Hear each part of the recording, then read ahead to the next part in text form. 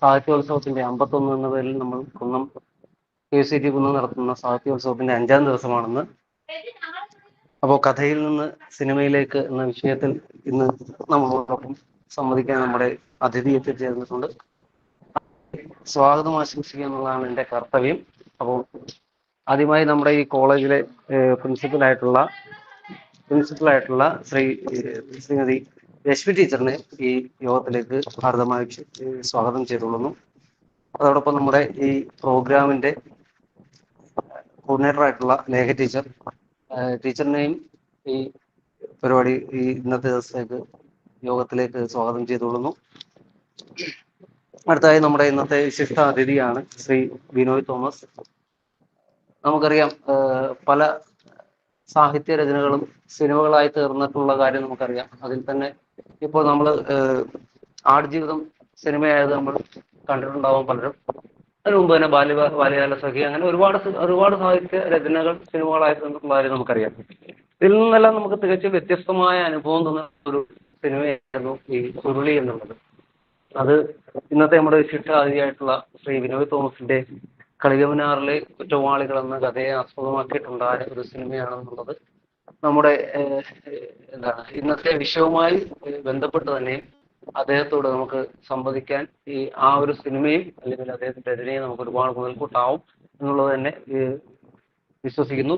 അപ്പോൾ നമ്മുടെ സാഹിത്യോത്സവത്തിലെ ഇന്നത്തെ ദിവസത്തിലെ വിഷയമായ കഥയിൽ നിന്ന് സിനിമയിലേക്ക് എന്ന വിഷയത്തിൽ സംവദിക്കാനായി ഇന്ന് നമ്മുടെ ക്ഷണം സ്വീകരിച്ചെത്തിയിട്ടുള്ള ശ്രീ ബിനോയ് തോമസിനെ എല്ലാവരുടെയും പേരിലും, സാഹിത്യോത്സവത്തിന്റെ പേരിലും KCT കുന്നത്തിന്റെ പേരിലും, നിങ്ങൾ ഓരോരുത്തരുടെയും പേരിലും ഹാർദമായി സ്വാഗതം ചെയ്തുകൊള്ളുന്നു. അടുത്തതായി നമ്മുടെ അധ്യാപകർ, നമ്മുടെ കോളേജിലെ എൻ്റെ സഹപ്രവർത്തകർ, അതോടൊപ്പം മറ്റ് കോളേജുകളിൽ നിന്നും ഇന്ന് ഈ സെഷൻ കേൾക്കാനെത്തിയിട്ടുള്ള പ്രിയപ്പെട്ട ബഹുമാനപ്പെട്ട അധ്യാപകർ, മറ്റു കോളേജിൽ നിന്നും എത്തിയിട്ടുള്ളതും അതോടൊപ്പം KCT കുന്നത്തെ വിദ്യാർത്ഥികളുമായിട്ടുള്ള പ്രിയപ്പെട്ട സുഹൃത്തുക്കൾ എല്ലാവർക്കും, അതോടൊപ്പം എൻ്റെ ഇന്നത്തെ ഈ സെഷനിൽ പങ്കെടുക്കുന്ന എൻ്റെ ശബ്ദം ശ്രവിക്കുന്ന ഓരോ വ്യക്തികൾക്കും ഈ ഇന്നത്തെ നമ്മുടെ സെഷനിലേക്ക് ഹാർദമായി സ്വാഗതം നടത്തുന്നു. നന്ദി, നമസ്കാരം.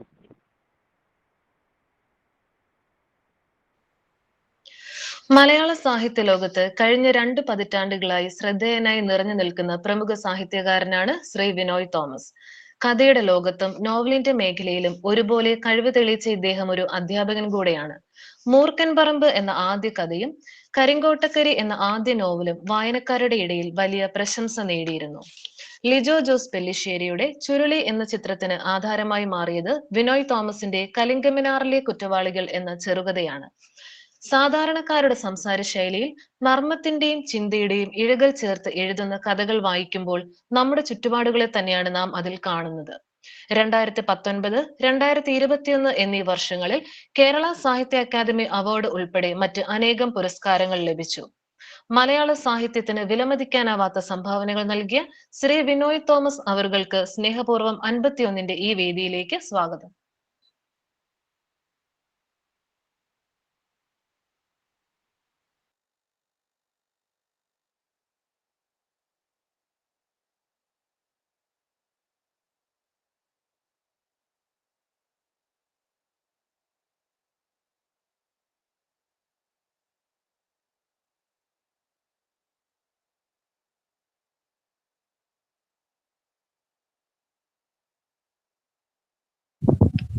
സ്വാഗതം സാർ. അപ്പോൾ ഇന്നത്തെ സെക്ഷൻ നമ്മൾ ആരംഭിക്കുകയാണ്. സാർ ഒരു ചർച്ചാ രീതിയിലാണ് മുന്നോട്ട് പോകാൻ ആഗ്രഹിക്കുന്നത്. അതുകൊണ്ട് നിങ്ങൾ നിങ്ങളുടെ ചോദ്യങ്ങളും ആശയങ്ങളും എല്ലാം സാറുമായിട്ട് പങ്കുവെക്കുക. അപ്പോൾ നമുക്കിതൊരു ചർച്ചാ രീതിയിൽ മുന്നോട്ട് പോകാം. നമസ്കാരം എല്ലാവർക്കും. അപ്പം ഇനി എങ്ങനെയാണ്, ഞാൻ സംസാരിക്കുകയാണോ അതോ അധ്യക്ഷ പ്രസംഗം അങ്ങനെ വല്ലതും ഉണ്ടോ? ഒന്നുമില്ല, സാറിന് സംസാരിക്കാം. ഓക്കെ, ശരി.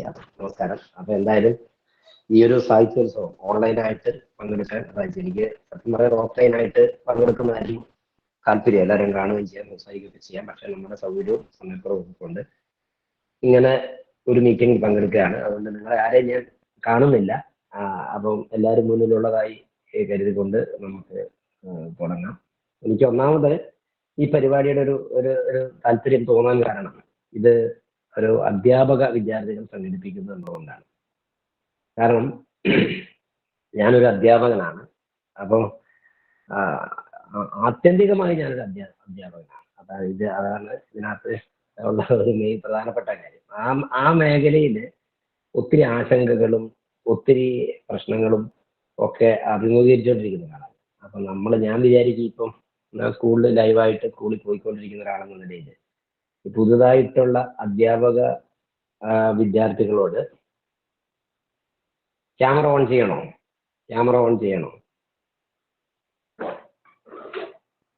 സാറിന്റെ ഇഷ്ടം. ക്യാമറ ഓൺ ചെയ്യണമെങ്കിൽ ഓൺ ചെയ്യാം. കുറച്ചു നേരം ഓൺ ചെയ്യാം. ഓക്കെ അല്ലേ? കാണുന്നുണ്ടല്ലോ അല്ലേ? ഓക്കെ.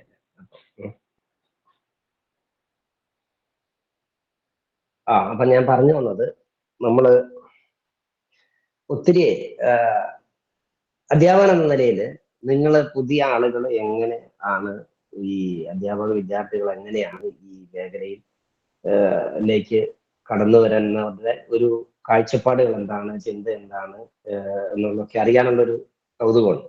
ഞാൻ ആദ്യം എന്നെ വിളിച്ചപ്പോഴേ പറഞ്ഞു, ഞാനധികം പ്രസംഗിക്കുന്ന ആളല്ല, എനിക്കങ്ങനെ നമുക്കൊരു കൊച്ചു വർത്താനമൊക്കെ പറഞ്ഞിങ്ങനെ ഇരിക്കാം.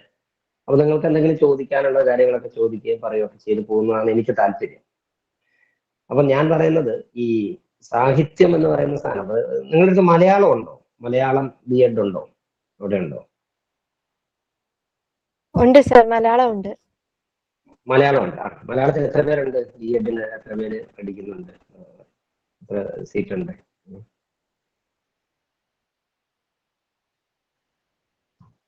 മലയാളം 11 പേരുണ്ട് സാർ കോളേജില്.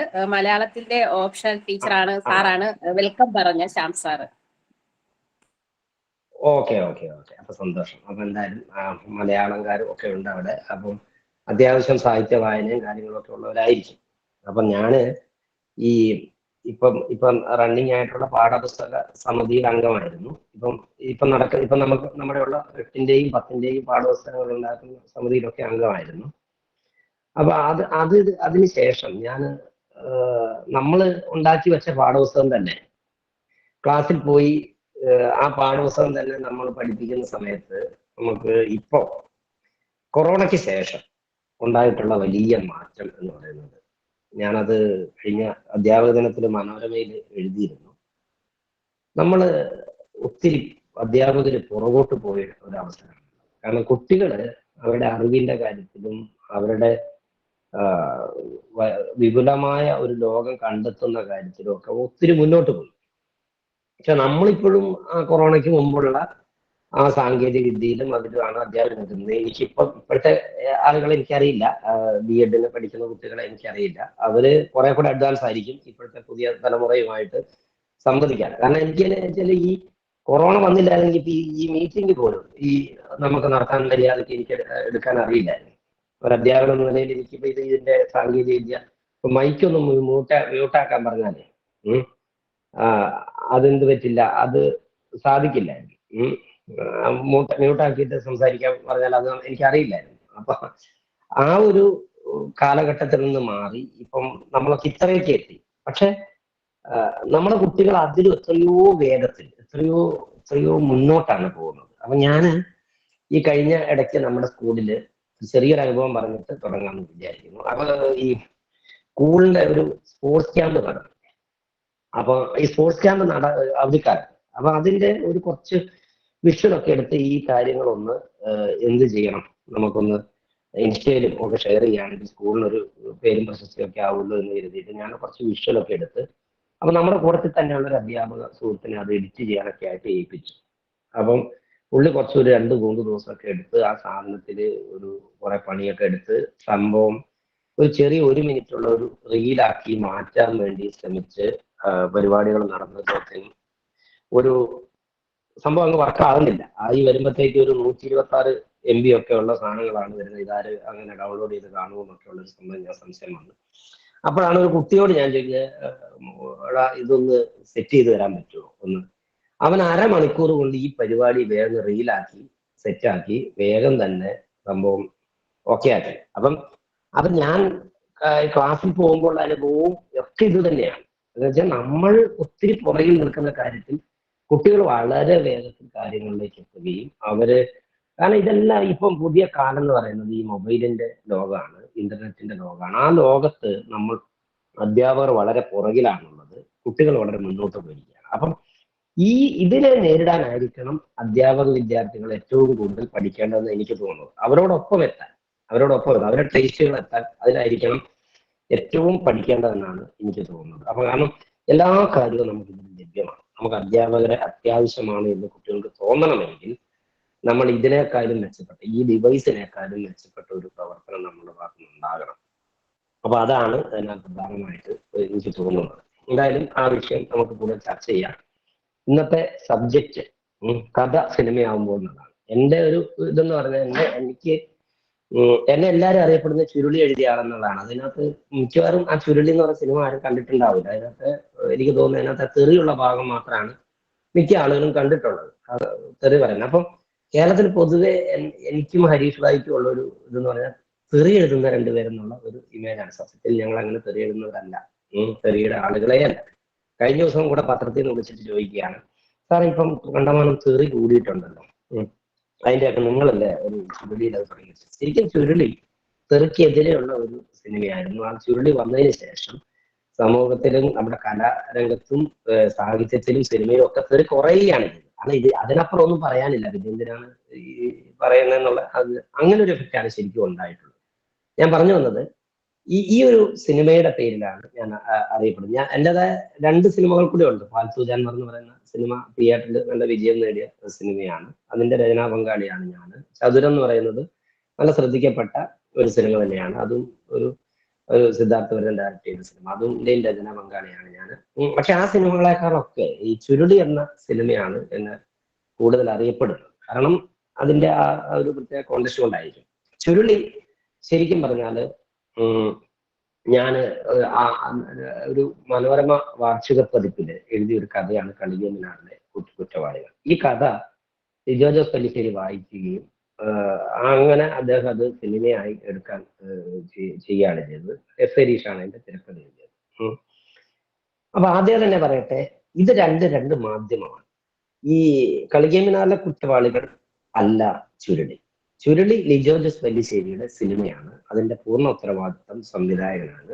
അയാൾ ഒരു മെറ്റീരിയൽ ആയിട്ട്, അതായത് ഒരു ആക്ടറെ പിക്ക് ചെയ്യുന്ന പോലെ, ഒരു ക്യാമറാമാനെ പിക്ക് ചെയ്യുന്ന പോലെ, അല്ലെങ്കിൽ ഒരു ടെക്നീഷ്യനെ പിക്ക് ചെയ്യുന്ന പോലെ ഈ കഥയെ പിക്ക് ചെയ്തു. ഒരു കഥാകൃത്തിന് ഒരു എലമെന്റ് മാത്രമായിട്ട് പിക്ക് ചെയ്തു. അതിനുശേഷം അവിടെ നിന്നും ഒത്തിരി ഉണ്ടായ മാറ്റങ്ങൾ അത് ആ കഥയും സിനിമയും വെച്ച് നമുക്ക് ആലോചിച്ച് കഴിയുമ്പോൾ നമുക്ക് വ്യക്തമാകും. അപ്പം എല്ലാവരും പറയും സിനിമയ്ക്ക് വേണ്ടി കഥ എഴുതുക എന്നുള്ളത്.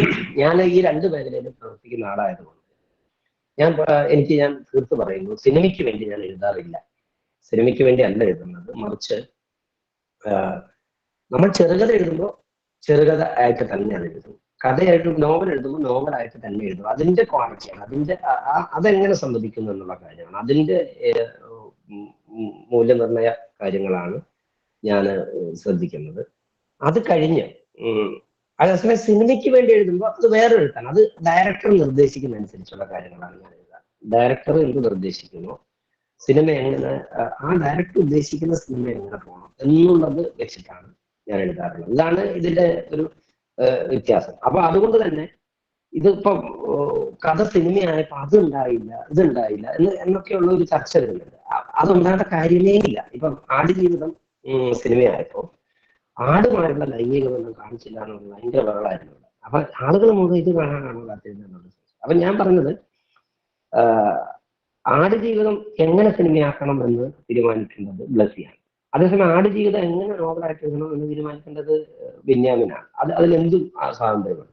അതിനപ്പുറം ആ എലമെന്റിൽ നിന്ന് എന്തെടുക്കണം സിനിമയിലേക്ക് എന്നുള്ള കാര്യം ആലോചിക്കുന്ന അത് ബ്ലസ്സിയുടെ മാത്രം കാര്യമാണ്. അപ്പം അതാണ് ഞാൻ പറഞ്ഞത്. കഥ അപ്പം ഈ ഒരു ബോധ്യമുള്ളവർക്ക് മാത്രമാണ് സിനിമയ്ക്ക് വേണ്ടി കഥ കൊടുക്കാൻ കഴിയും. അല്ലാതെ നമ്മുടെ കഥ കൊടുത്തു അത് കഴിഞ്ഞ് സംവിധായകൻ അത് ചെയ്തില്ല ഇത് ചെയ്തില്ല എന്ന് പരാതി പറയുന്നത് കാര്യമില്ല. കാരണം സംവിധായകനാണ് സിനിമയുടെ എല്ലാം. അപ്പൊ ആ ഒരു ബോധ്യത്തോടു കൂടിയാണ് ഞാൻ എൻ്റെ ഏത് കഥയും സിനിമയാക്കുമ്പോൾ സംസാരിക്കാറുള്ളത്. സംവിധായകൻ പരമപ്രാധാന്യം കൊടുക്കുന്ന രീതിയിലാണ് നമ്മൾ എഴുതുന്നത്. ഇതൊക്കെയാണ് ഇതിന് എനിക്ക് പ്രാഥമികമായിട്ട് പറയാനുള്ളത്. ഇനി മറ്റെന്തെങ്കിലുമൊക്കെ കാര്യങ്ങളുണ്ടെങ്കിൽ നമുക്ക് സംവാദത്തിന്റെ ഭാഗമായിട്ട് പറയാം. ഓക്കെ, അതൊക്കെ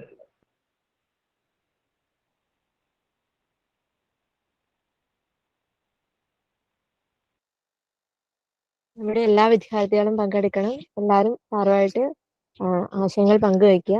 കൂടുതൽ പേര് മുന്നോട്ട് വരിക.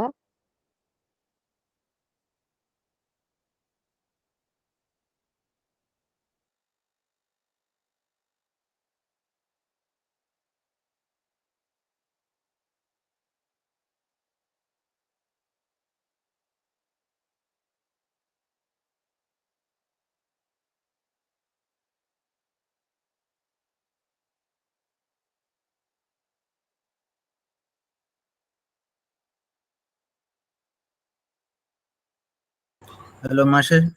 സാറിന്റെ മാഷെ, എന്റെ പേര് വിജിൽ എന്നാണ്. ഞാൻ KUCT തന്നെ വിദ്യാർത്ഥിയാണ്. മാഷെ, ഞാൻ ഒരു ചോദ്യം എന്നുള്ള നിലയിൽ കാണാമെന്ന് എനിക്ക് അറിയത്തില്ല, എങ്കിലും ഞാൻ ചോദിക്കുകയാണ്. നമ്മുടെ ഈ മാഷ് പറഞ്ഞു ഒരു സാഹിത്യകൃതി സിനിമയാകുമ്പോൾ അല്ലെങ്കിൽ അത് സംവിധായകന്റെ തന്നെ അതിന്റെ എല്ലാ ഉത്തരവാദിത്വം സംവിധായകനായിരിക്കും എന്ന് മാഷ് പറയും.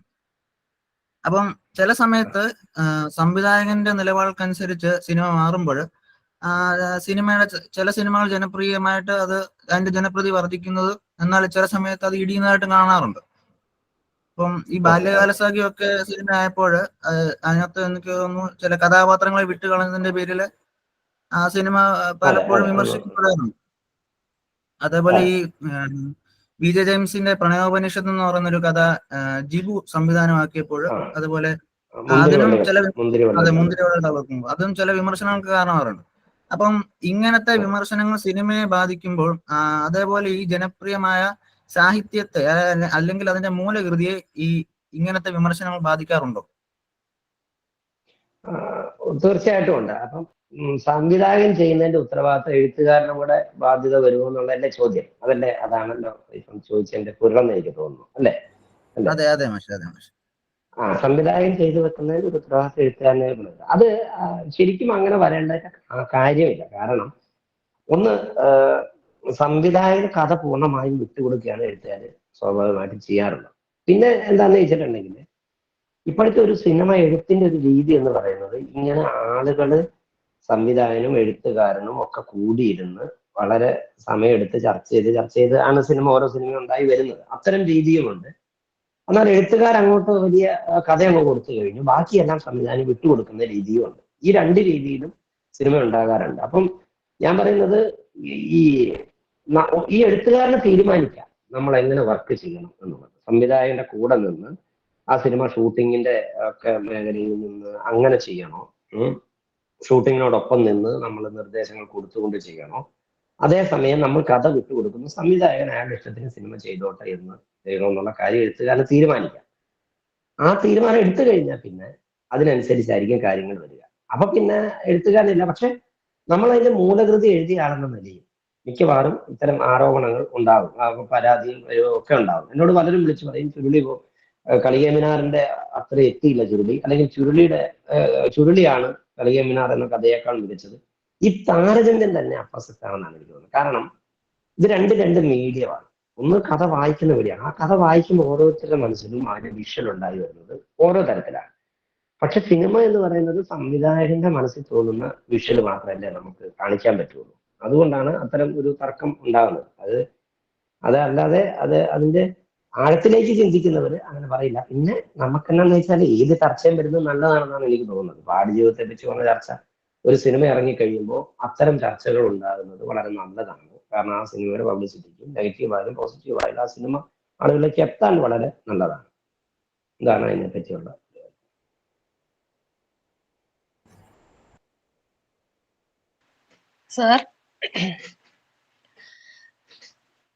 സാർ കേൾക്കാമോ? സാർ കേൾക്കാം.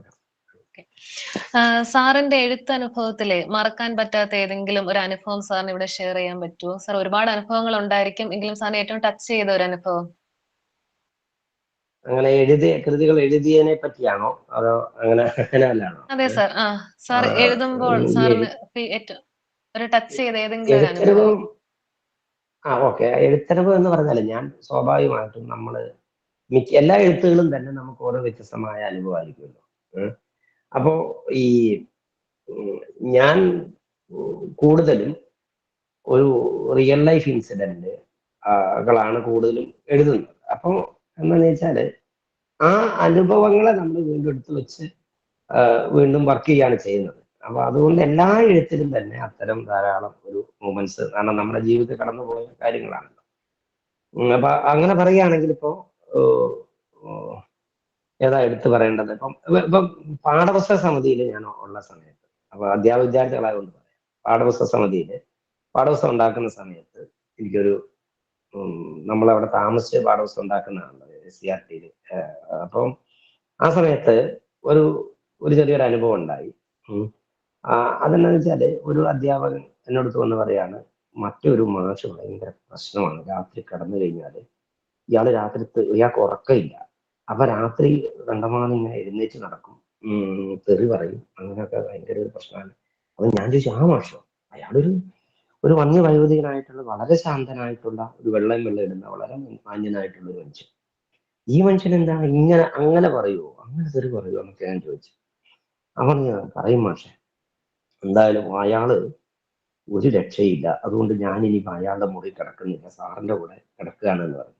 അപ്പൊ ഞാൻ പറഞ്ഞു, ഓക്കെ, അങ്ങനെയാണെങ്കിൽ ഇന്ന് സാറിന്റെ എൻ്റെ കൂടെ കിടക്കും. അങ്ങനെ എൻ്റെ മുറിയിൽ പുള്ളി അന്ന് താമസമായി. അപ്പൊ അന്ന് രാത്രി എനിക്ക് ഉറങ്ങാൻ പറ്റിയില്ല. വേറൊന്നുമല്ല, ഈ മനുഷ്യന്റെ കൂർക്കമ്പലി കാരണം എനിക്ക് ഉറങ്ങാൻ പറ്റില്ല. ഞാൻ എഴുന്നേറ്റ് നിന്നിട്ട് ഇങ്ങനെ പിറുപിറുക്കുക, തെറി പറയുക, ഇങ്ങനെ. അപ്പൊ ഇയാള് അന്ന് രാത്രിയും കണ്ണ് തുറന്ന് ഇടയ്ക്ക് നോക്കുമ്പോ ഞാനിങ്ങനെ നടക്കുന്നതും തെറി പറയുന്നതൊക്കെയാണ് കാണുന്നത്.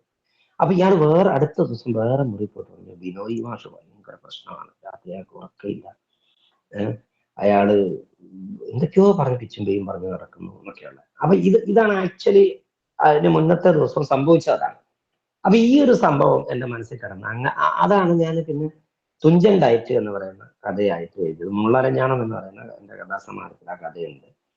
പാഠപുസ്തക സമിതിയുമായി ബന്ധപ്പെട്ട ഒരു അനുഭവമായിട്ട് തുഞ്ചൻ ഡയറ്റ് എന്ന് പറയുന്ന ആ ഒരു കഥ എഴുതാനുള്ള ഒരു ബേസിക് ഇൻസിഡന്റ് ഇതാണ്. അപ്പം ഇങ്ങനെ നമ്മുടെ ജീവിതത്തിൽ എവിടെയെങ്കിലും ഒക്കെ ഉണ്ടാകുന്ന എന്തെങ്കിലുമൊക്കെ ചെറിയ ചെറിയ കാര്യങ്ങളാണ് നമ്മളെ ഒരു കഥയിലേക്ക് നയിക്കുക, ഒരു എഴുത്തിലേക്ക് നയിക്കുക.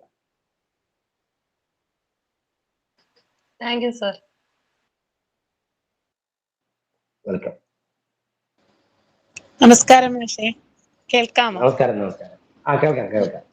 എന്റെ പേര് ഹേന എന്നാണ്. ഞാൻ കോളേജിലെ ടീച്ചറാണ്. കാണുന്നുണ്ട്. എനിക്ക് തിരുവനന്തപുരം തന്നെയാണോ? മാവേലിക്കരയാണ് സർ. എന്റെ ഒരു ഡൗട്ടാണ്, നമ്മള് ഈ കഥ സിനിമയാകുമ്പോ കഥയിലുള്ള പല അന്തസത്തകളും ഈ സിനിമ കാണുമ്പോഴത്തേക്കിന് കിട്ടുന്നില്ല, അല്ലെ സിനിമയിൽ അവർ എടുക്കാതെ പോകുന്നു. അങ്ങനെ ഒരു കാര്യം വരുമ്പോ കഥ അത്രത്തോളം പ്രേക്ഷകന്റെ ഉള്ളിലേക്ക് ഇൻവോൾവ് ആകുമോ ഈ സിനിമ കാണുമ്പോൾ? ഒരു മെയിൻ കാര്യം എന്താണെന്ന് വെച്ചാല്, സിനിമ അതിന്റെ പ്രേക്ഷകർക്ക് വേണ്ടിയാണ് ഉണ്ടാക്കുന്നത്. അപ്പൊ ആ പ്രേക്ഷകർക്ക് കിട്ടിയാൽ മതി ശരിക്കും. അല്ലാണ്ട് കഥ വായിക്കുന്ന പ്രേക്ഷകർ വേറെയാണ്. ഇപ്പോ ചുരുളി കണ്ട ആളുകളെക്കാൾ എത്രയോ വേറൊരു തരം ആളാണ് കളികമിനാറിലെ കുറ്റവാളികൾ വായിക്കുന്നത്. അപ്പൊ അത് ആ രീതിയിൽ അവർക്ക് ഇഷ്ടപ്പെടും. പക്ഷെ കഥയുടെ ഇഷ്ടത്തിലല്ല സിനിമയുടെ ഇഷ്ടം. സിനിമ കാണുന്ന പ്രേക്ഷകർക്ക് കഥ എങ്ങനെ ഇഷ്ടപ്പെടുന്നു, ഇതിലൊക്കെ എന്ന് പറഞ്ഞിട്ടുണ്ടെങ്കിൽ സത്യം പറഞ്ഞാൽ ചില കൃതികൾ നല്ലതും മോശവും എന്ന് നമുക്ക് പറയാൻ താരതമ്യം പറ്റില്ല. ഇപ്പൊ ഒരു ഉദാഹരണം പറഞ്ഞാല്, പാലേരി മാണിക്യം ഒരു പാതിരാ കൊലപാതകത്തിന്റെ കഥ, അത് സിനിമയായി കഴിഞ്ഞപ്പോൾ ആ നോവല് മറ്റൊരു രീതിയിൽ വളരെ വേറൊരു പ്രധാനപ്പെട്ട ഒരു രാഷ്ട്രീയം ചർച്ച ചെയ്യുന്ന ഒരു നോവലാണ്. അത്തരത്തിൽ മികച്ച ഒരു നോവലാണ്. അപ്പൊ സിനിമയിലേക്ക് വരുമ്പോൾ ആ രാഷ്ട്രീയ സാധനങ്ങളെല്ലാം അതിനകത്തുനിന്ന് നഷ്ടപ്പെട്ടു. അത് വലിയ കാര്യമായിട്ട് അതിനകത്ത് പരാമർശിച്ച് പോകുന്നുണ്ടെന്നേ ഉള്ളൂ. പക്ഷെ അത് സിനിമ എന്ന രീതിയിലും അതൊരു മികച്ച ഇതായിട്ട് നിൽക്കുന്നുണ്ട്. പക്ഷെ എനിക്ക് അതിന്റെ നോവലിന്റെ ഒരു രാഷ്ട്രീയ സാധനങ്ങൾ മുഴുവനും സിനിമയിൽ എത്തിയോ എന്നുള്ളൊരു സംശയം എനിക്കതിനകത്ത്. അപ്പം ഞാൻ പറഞ്ഞത് അതുകൊണ്ട് തന്നെ. പക്ഷെ ഞാൻ വീണ്ടും പറയുന്നു, അത്തരൊരു താരതമ്യത്തിന് പ്രസക്തിയില്ല. രണ്ടും രണ്ട് ആർട്ട് ഫോമാണ്. ഒന്ന് സാഹിത്യമാണ്, ഒന്നൊരു വിഷ്വൽ മീഡിയ ആണ്. ഒരു വിഷ്വൽ ആയിട്ടുള്ള ഒരു ആർട്ട് ഫോമാണ്. അപ്പൊ അതിന് വേണ്ടത് എന്താണോ അതാണ് സിനിമയാകുമ്പോൾ ചേർക്കുക. അതുകൊണ്ട് നമുക്ക് സിനിമയെ സിനിമയായിട്ടും കാണുക, അത് വേറൊരു സൃഷ്ടിയായിട്ട് കാണുക, അതിന് ഉപോത്ബലകമായ വേറൊരു സാധനം മാത്രമായിട്ടാണ് നമുക്ക് എന്തിനാ കാണാൻ പറ്റുക ഇതിനാണ്. ഇപ്പൊ അമേരിക്കൻ പ്രോമത്യൂസ് എന്ന് പറയുന്ന ഒരു ജീവചരിത്രമാണ് ഓപ്പൺ ഹീമർ എന്ന് പറയുന്ന സിനിമ. ഓപ്പൺ ഹീമറിന്റെ ആ ജീവചരിത്രമാണ് എടുത്തിരിക്കുന്നത്. പക്ഷെ അതിൽ നിന്ന് എത്രയോ വ്യത്യസ്തമായിട്ടാണ് കാര്യങ്ങൾ ഓപ്പൺ ഹീമർ എന്ന സിനിമയിൽ വന്നിരിക്കുന്നത്. അപ്പൊ ജീവചരിത്രങ്ങൾ പോലും നമുക്ക് അതിന്റെ ഒരു കൃത്യമായ ഒരു സാധനമായിട്ട് നമുക്ക് സിനിമയിലേക്ക് കൊണ്ടുവരാൻ പറ്റില്ല. കാരണം സിനിമ എന്നത് അതിന് വേറൊരു വിഷ്വൽ സാധ്യത ഉപയോഗിച്ച് ചെയ്യുന്നതാണ്. അപ്പൊ നമുക്ക് അങ്ങനെയെ കാണാൻ പറ്റുമെന്നാണ് എനിക്ക് തോന്നുന്നത്. Okay sir. ഓക്കെ.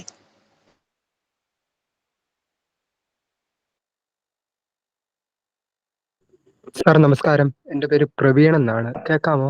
ഓക്കെ, ആ കേൾക്കാം. സാർ, ഇന്ന് നോവൽ ഒരുപാട് ഇറങ്ങുന്നുണ്ട്. എന്നാൽ അത് സിനിമയാകുന്നത് വളരെ കുറച്ച് മാത്രമാണ്. അത് സിനിമയുടെ വിശാലമായ ലോകത്തിന് നോവൽ പറ്റാത്തതാണോ, അതോ നോവലിന്റെ വിശാലമായ ലോകത്തിന് സിനിമ ചിത്രീകരിക്കാൻ പറ്റാത്തതാണോ? അത് സാറിന്റെ അഭിപ്രായം എന്നറിഞ്ഞാൽ കൊള്ളായിരുന്നു. എന്റെ അഭിപ്രായം എന്ന് പറഞ്ഞാല് ഈ സിനിമാ ലോകവും എഴുത്തു ലോകവും തമ്മിലുള്ള ബന്ധം അത്ര വിപുലമല്ല. എന്ന് പറഞ്ഞാൽ സിനിമ ഉണ്ടാക്കാനായിട്ട് ഇറങ്ങുന്നവര് വളരെ വ്യാപകമായി വായിക്കുന്നില്ല.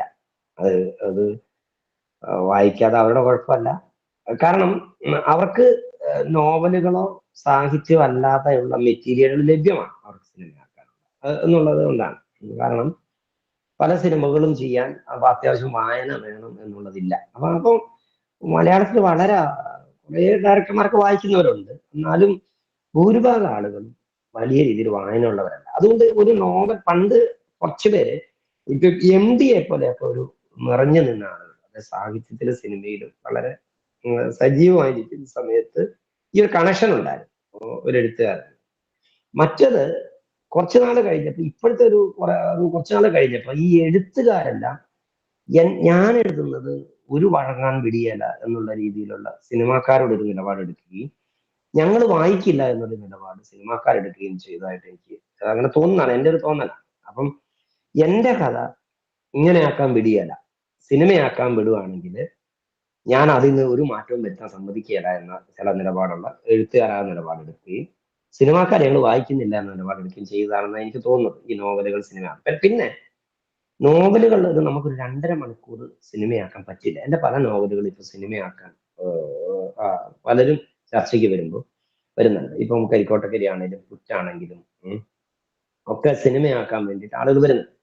പക്ഷെ എന്താ സംഭവം എന്ന് വെച്ചാൽ അതൊരു 2.5 മണിക്കൂർ കൊണ്ട് പറയാവുന്ന അല്ലെങ്കിൽ 3 മണിക്കൂർ എടുത്തോ പറയാവുന്ന സംഭവം അല്ല അതിനകത്തുണ്ട്. അത് അത്രയും വിശാലമായ ഒരു ക്യാൻവാസ് അല്ലാണ്ട് മിക്കവാറും നോവലുകൾ ഉണ്ടാവുക.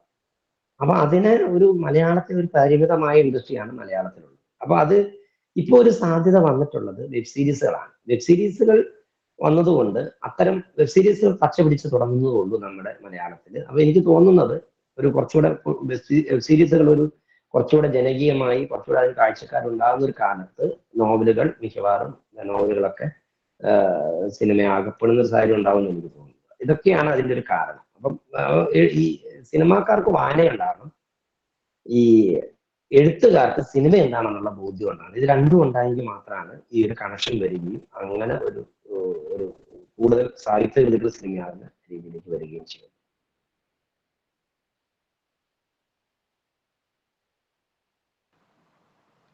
സർ, എൻ്റെ പേര് ആര്യ എന്നാണ്. അപ്പം സാറിന്റെ കൃതിയായ ഈ കളികമിനാറിലെ കുറ്റവാളികൾ എന്നത് ഒരു യഥാർത്ഥ സംഭവത്തെ അടിസ്ഥാനമാക്കിയിട്ടാണെന്ന് പല ഇതിൽ വായിച്ചിട്ടുണ്ട്. അപ്പം സാർ അത് എഴുത്തിലേക്ക് വന്നപ്പോഴും ആ യാഥാർത്ഥ്യത്തെ പൂർണ്ണമായിട്ട് അവതരിപ്പിക്കാൻ കഴിഞ്ഞിട്ടുണ്ടോ എന്നാണ് ചോദ്യം. അതുപോലെ തന്നെ അത് സിനിമയായിട്ട് മാറിയപ്പോഴും ആ യാഥാർത്ഥ്യം കൃത്യമായിട്ട് വന്നിട്ടുണ്ടോ എന്ന് സാറിന് തോന്നിയിട്ടുണ്ടോ? അതായത് ഞാൻ വീണ്ടും പറയാണ്, ഒരു യഥാർത്ഥ സംഭവത്തെ ആസ്പദമാക്കി നമ്മളൊരു കഥ എഴുതുന്നു. അതോടുകൂടി ആ യഥാർത്ഥ സംഭവം എന്നുള്ളത് വിട്ടു, പിന്നെ അത് ഫിക്ഷനാണ്. പിന്നെ അതുകൊണ്ടാണ് ആടുജീവിതം ഞാൻ പറയുന്നത് ഒരു യഥാർത്ഥ സംഭവത്തെ ആസ്പദമാക്കി എഴുതിയ നോവലാണ് ആടുജീവിതം. പക്ഷെ നമ്മൾ വീണ്ടും ഈ നജീബ് എന്ന് പറയുന്ന ആള് ചർച്ചയിലേക്ക് കൊണ്ടുവരുന്നതും അതുമൊക്കെ നമ്മൾക്ക് അതെന്താന്ന് വെച്ചാൽ അതൊരു നല്ലൊരു രീതിയാണെന്ന് എനിക്ക് തോന്നുന്നില്ല. കാരണം ആടുജീവിതം എന്ന് പറയുന്ന നോവൽ എഴുതി കഴിഞ്ഞപ്പോൾ അവിടെ ആ മറ്റേതുമായിട്ടുള്ള ബന്ധം വിട്ടു. ബാക്കി മുഴുവൻ ബെന്യാമിൻ എന്ന് പറയുന്ന എഴുത്തുകാരന്റെ ഭാവനയും അദ്ദേഹത്തിന്റെ ഇതുമാണ്. അല്ലാതെ അവിടെ ഒരു ജീവിതം ഒരു മെറ്റീരിയൽ ആയിട്ട് എടുത്തു എന്ന് മാത്രമേ ഉള്ളൂ. അങ്ങനെ ഒരു മെറ്റീരിയൽ ആയിട്ട് എടുത്തു എന്ന് മാത്രമേ അതിന് നമുക്ക് പറയാൻ പറ്റുള്ളൂ. അപ്പം അതിന് പകരം അതിന് പിന്നീട് നമ്മൾ ആ യഥാർത്ഥ സംഭവത്തിലേക്ക് അന്വേഷിച്ച് പോകുന്നതിന്റെ അതിന്റെ ആവശ്യമില്ല. കാരണം ആ യഥാർത്ഥ സംഭവം എപ്പോഴാണോ അത് ഫിക്ഷനായി മാറിയത് അവിടെ തീർന്നു. അതേസമയം ഒരു ജീവിതാനുഭവം എഴുത്താണെങ്കിൽ ഇപ്പൊ നജീബ് എന്ന് പറയുന്ന ആളുടെ ഒരു ജീവിതാനുഭവം ആരെഴുതുന്നു? ഇയാൾ എഴുതുകയാണ്. അത് നോവലല്ല എങ്കിൽ ബെന്യാമിൻ എഴുതുന്ന ഒരു ജീവിതാനുഭവമാണെങ്കിൽ അവിടെ പ്രസക്തിയുണ്ട്. അയാളുടെ ആ യഥാർത്ഥ ജീവിതത്തോട് നീതി പുലർത്തിയോ ആ യഥാർത്ഥ സംഭവങ്ങളോട് നീതി പുലർത്തിയോ എന്നുള്ള കാര്യങ്ങളൊക്കെ അവിടെ പ്രസക്തമാണ്. അല്ലാതെ അതൊരു നോവലായിട്ടാണ് എഴുതി കഴിയുമ്പോഴേക്കും അതൊരു പൂർണ്ണമായും ഒരു ഫിക്ഷണൽ കൃതിയായി മാറിക്കഴിഞ്ഞു. അവിടെ പിന്നെ നമുക്ക് അതിന്റെ യാഥാർത്ഥ്യം അന്വേഷിച്ച് പോകുന്നതിന് കഥയില്ല. ഇവിടെ തന്നെയാണെങ്കിലും കളികേവിനുള്ള കുറ്റവാളികൾ എന്നോടൊരു പോലീസുകാരൻ പറഞ്ഞ കഥയാണ്. ഒരു പോലീസുകാരൻ കർണാടകത്തില് അവിടെ ഒരു മലയാളി സെറ്റിൽമെന്റിൽ അവിടെ ഒരു കുറ്റവാളിയെ അന്വേഷിച്ച് പോയതാണ്. അപ്പൊ അവിടെ ചെന്ന് കഴിഞ്ഞപ്പോൾ അവിടെ അവർക്ക് താമസിക്കാൻ കിട്ടിയത് ഒരു കള്ള് ഷാപ്പാണ്. ആ കള്ള് ഷാപ്പ് മാത്രമാണ് അവിടുത്തെ ഒരു പൊതുസ്ഥാപനം. ആളുകളെല്ലാം എടുക്കുകയൊക്കെ ചെയ്യുന്നത്. അപ്പൊ അവരവിടെ നിന്നു നോക്കുമ്പോൾ അവിടെ ഭയങ്കരമായ ഒരു കാട്ടിൽ പോയി വെടിവെക്കുന്ന ഇതുണ്ട്. അങ്ങനെയൊക്കെ അവർക്ക് കുറ്റകൃത്യങ്ങൾ ആസ്വദിക്കാനുള്ള ഒരു അവസരമുണ്ട്. അപ്പൊ ഈ പോലീസുകാരും സ്വാഭാവികമായിട്ടും കാട്ടിൽ പോവുക, വെടിവെക്കുക, കാട്ടിൽ ചെയ്യുക, ഈ അന്വേഷണം എന്നുള്ള കാര്യം മറന്നിട്ട് അവർ അവിടുത്തെ ഒരു ജീവിതം ആസ്വദിച്ചു തുടങ്ങി. ഈ ആസ്വദിച്ചു തുടങ്ങി കഴിഞ്ഞപ്പോൾ പിന്നെ അപ്പം എന്നിട്ട് ഞാൻ ഏറ്റവും അവസാനം ഈ പോലീസുകാരനോട് ചുമ്മാ തമാശയ്ക്ക് ചോദിച്ചു, ഈ കുറ്റവാളി ചെയ്ത ക്രൈം എന്താണ്? അപ്പൊ പുള്ളി പറഞ്ഞു, അത് എന്തോ കാട്ടിൽ കയറി ഈ മ്ലാവിനെ വെടിവെച്ചെന്നോ അങ്ങനെ എന്തോ ഒരു കേസാണ്. എന്ന് പറഞ്ഞാൽ ഈ കുറ്റവാളി ചെയ്തതിനേക്കാൾ കൂടുതൽ കുറ്റകൃത്യങ്ങൾ ഈ പോലീസുകാർ അവിടെ ചെയ്തു. ഈ ഒരു സംഭവം വളരെ ഇൻട്രസ്റ്റിംഗ് ആയിട്ട് നിൽക്കുന്നു. ആ എലമെന്റ് ആണ് ഞാൻ ആ സംഭവത്തിൽ നിന്ന് എടുത്തിട്ടുള്ളത്. അതിലും ഈ പോലീസുകാരൻ പറഞ്ഞത് മുഴുവൻ യാഥാർത്ഥ്യമാണെന്ന് എനിക്കറിയില്ല. അദ്ദേഹത്തിന്റെ ഫിക്ഷൻ എന്തായാലും ഉണ്ടാകുന്ന അറിയില്ല. അവിടെ അത് വിട്ടിട്ട് എനിക്ക് പിന്നീട് എന്റെ ഫിക്ഷൻ കയറി അതിനകത്ത്. എന്റെ ഫിക്ഷൻ കയറി കഴിഞ്ഞാൽ കളിക്കുന്ന കുറ്റവാളികൾ എന്ന് പറയുന്നത് 100% ഫിക്ഷനായിട്ട് മാറുക. അതൊരു കഥയായിരുന്നു. അതേസമയം ആ പോലീസുകാരന്റെ യാത്രാനുഭവം അല്ലെ കേസ് ഡയറിയാണ് ഞാൻ എഴുതുന്നെങ്കിൽ ഓക്കെ, അങ്ങനെയല്ല. അത് യഥാർത്ഥത്തിലുള്ള ഒരു സാധനമാണ്. അതല്ല, ഇത് നമ്മൾ എഴുതിയത് ഒരു കഥയാണ്. അതോടുകൂടി അത് 100% ഫിക്ഷനായി. അതിൽ നിന്നും ലിജോ ജോസ് പല്ലിശ്ശേരി അത് സിനിമയാക്കിയപ്പോഴേക്കും അദ്ദേഹത്തിന് ഇഷ്ടമുള്ള ടൈം ലൂപ്പ്, പിന്നെ ഈ അന്യഗ്രഹ ജീവികളുടെ സാന്നിധ്യം എന്ന് പറയുന്നതൊക്കെ, മൾട്ടിവേഴ്സ് എന്ന് പറയുന്നത്, അങ്ങനെയൊക്കെയുള്ള പല കാലങ്ങളിൽ പലയിടത്ത് നടക്കുന്ന നീതി അന്വേഷണം എന്നുള്ള ഒരു സാധനമാണ് അദ്ദേഹം എടുത്തത്. അതായത് ഈ ലോകത്ത് മാത്രമല്ല, ഈ ഒരു ചുരുളി എന്ന് പറയുന്ന ഗ്രാമത്തിൽ മാത്രമല്ല, ലോകത്ത് പല ലോകങ്ങളിലും നടക്കുന്ന നീതി അന്വേഷണം, നീതി നിർവഹണം എന്താണ്, ആ ഒരു സബ്ജക്റ്റാണ് പുള്ളി പറയാൻ ശ്രമിച്ചത്, ലിജോ പറയാൻ ശ്രമിച്ചത്. അപ്പം അവിടെയും നമുക്ക് ഇത് യാഥാർത്ഥ്യമായിരുന്നു എന്ന് അന്വേഷിക്കുന്ന ഒരു കാര്യമില്ല. കാരണം അതൊരു ഫിക്ഷനാണ്. ആ ഫിക്ഷനിൽ നിന്നുകൊണ്ട് ആ ഫിക്ഷന്റെ വേൾഡ് വർക്കായോ, ഇതാണ് നമുക്ക് ചോദ്യം. ഞാനിപ്പോ കളികളിൽ സൃഷ്ടിക്കുമ്പോൾ ഒരു പാലം കടന്നു കഴിഞ്ഞിട്ടുണ്ടെങ്കിൽ മറ്റൊരു ലോകമാണ്, തെറി പറയുന്ന മനുഷ്യരുടെ ലോകമാണ്. ഇത് ഫിക്ഷണൽ വേൾഡ് ആയിട്ട് സൃഷ്ടിച്ച് അവിടെ വിശ്വാസ്യത വരുത്തുക എന്നുള്ളതാണ് നമുക്ക് ചെയ്യാൻ പറ്റുന്ന കാര്യം. അല്ലാതെ മറ്റേ യാഥാർത്ഥ്യത്തോട് ഇതിനെ അടുപ്പിക്കുക എന്ന് പറയുന്നത് ശരിയല്ല. അത് അങ്ങനെ ആലോചിക്കേണ്ട കാര്യമില്ല. ആ മറ്റേ യാഥാർത്ഥ്യം നമ്മളത് കഥയാകുന്നതോടുകൂടി അവസാനിച്ചു. Okay sir, thank U. നമസ്കാരം സാർ, എന്റെ പേര് അനു എന്നാണ്. സാറിന്റെ കുറ്റം എന്ന് പറയുന്ന നോവല് അത് ഞാൻ വായിച്ചിട്ടുണ്ട്. അപ്പൊ അതിൽ സാറ് പറയുന്നുണ്ട് ഒരുപാട് പേരെ ശല്യപ്പെടുത്തിയൊക്കെയാണ് ഫോൺ വിളിച്ചും ഒക്കെ ചോദിച്ചിട്ടാണ് ആ ബുക്ക് എഴുതിയെന്ന് പറഞ്ഞിട്ടുണ്ട്. അപ്പൊ അതിലെ പല പേരുകള്, ആ കഥാപാത്രങ്ങള്, അവരൊക്കെ ശരിക്കും സാറിന്റെ അങ്ങനെ കഥാപാത്രങ്ങൾ ഉണ്ടായിരുന്നു? അതോ സാറിന്റെ ഭാവനയിൽ ഉരുത്തിരിഞ്ഞവരായിരുന്നു? അതായത് ഭവാനി ദൈവം, നവീകരണ ഭവനം എന്നൊക്കെ പറയുന്നത് നമുക്കൊരു പുതുമയാണ്. അപ്പൊ സാറിന്റെ ആ അനുഭവം ഒന്ന് പങ്കുവെക്കാമോ? പുറ്റ് എൻ്റെ രണ്ടാമത്തെ നോവലാണ്. ആദ്യത്തെ കരിക്കോട്ടക്കൈ, അതിനുശേഷം പുറ്റ്. ഈ പുറ്റ് എഴുതുമ്പോൾ ഞാൻ ഒരു അത് കുറച്ച് വിപുലമായ നോവലാണ്. ഒരു 300ഓളം കഥാപാത്രങ്ങളുള്ള, ഒത്തിരി സംഭവങ്ങളുള്ള ഒരു വിപുലമായ നോവലാണ് പുറ്റ്. പക്ഷെ എനിക്ക് ആ പുറ്റ് നോവൽ വായിച്ച ഓരോരുത്തരും പറയുന്നത് ഈ കഥാപാത്രങ്ങളെ എല്ലാം നമ്മുടെ മനസ്സിൽ പതിയുന്നുണ്ട് എന്നാണ്. ഇപ്പൊ ഈ പറഞ്ഞ ഭവാനി ദൈവം എന്ന് പറഞ്ഞത്. അപ്പൊ അങ്ങനെ തീർച്ചയായിട്ടും ഞാൻ പറയുന്നു, അങ്ങനെ മനസ്സിൽ ഒരു കഥാപാത്രം പതിയണമെങ്കിൽ ഒന്നെങ്കിൽ നമ്മൾ അപാരമായ പ്രതിഭയായിരിക്കണം ഞാൻ എഴുത്തുകാരൻ, അല്ലെങ്കിൽ ആ കഥാപാത്രത്തിന് കൃത്യമായ ഒരു മാതൃക നമ്മുടെ മുന്നിൽ വേണം. പുറ്റിലെ മിക്ക കഥാപാത്രങ്ങളിലും ദൈവം കൃത്യമായ മാതൃക എൻ്റെ മുന്നിലുണ്ട്.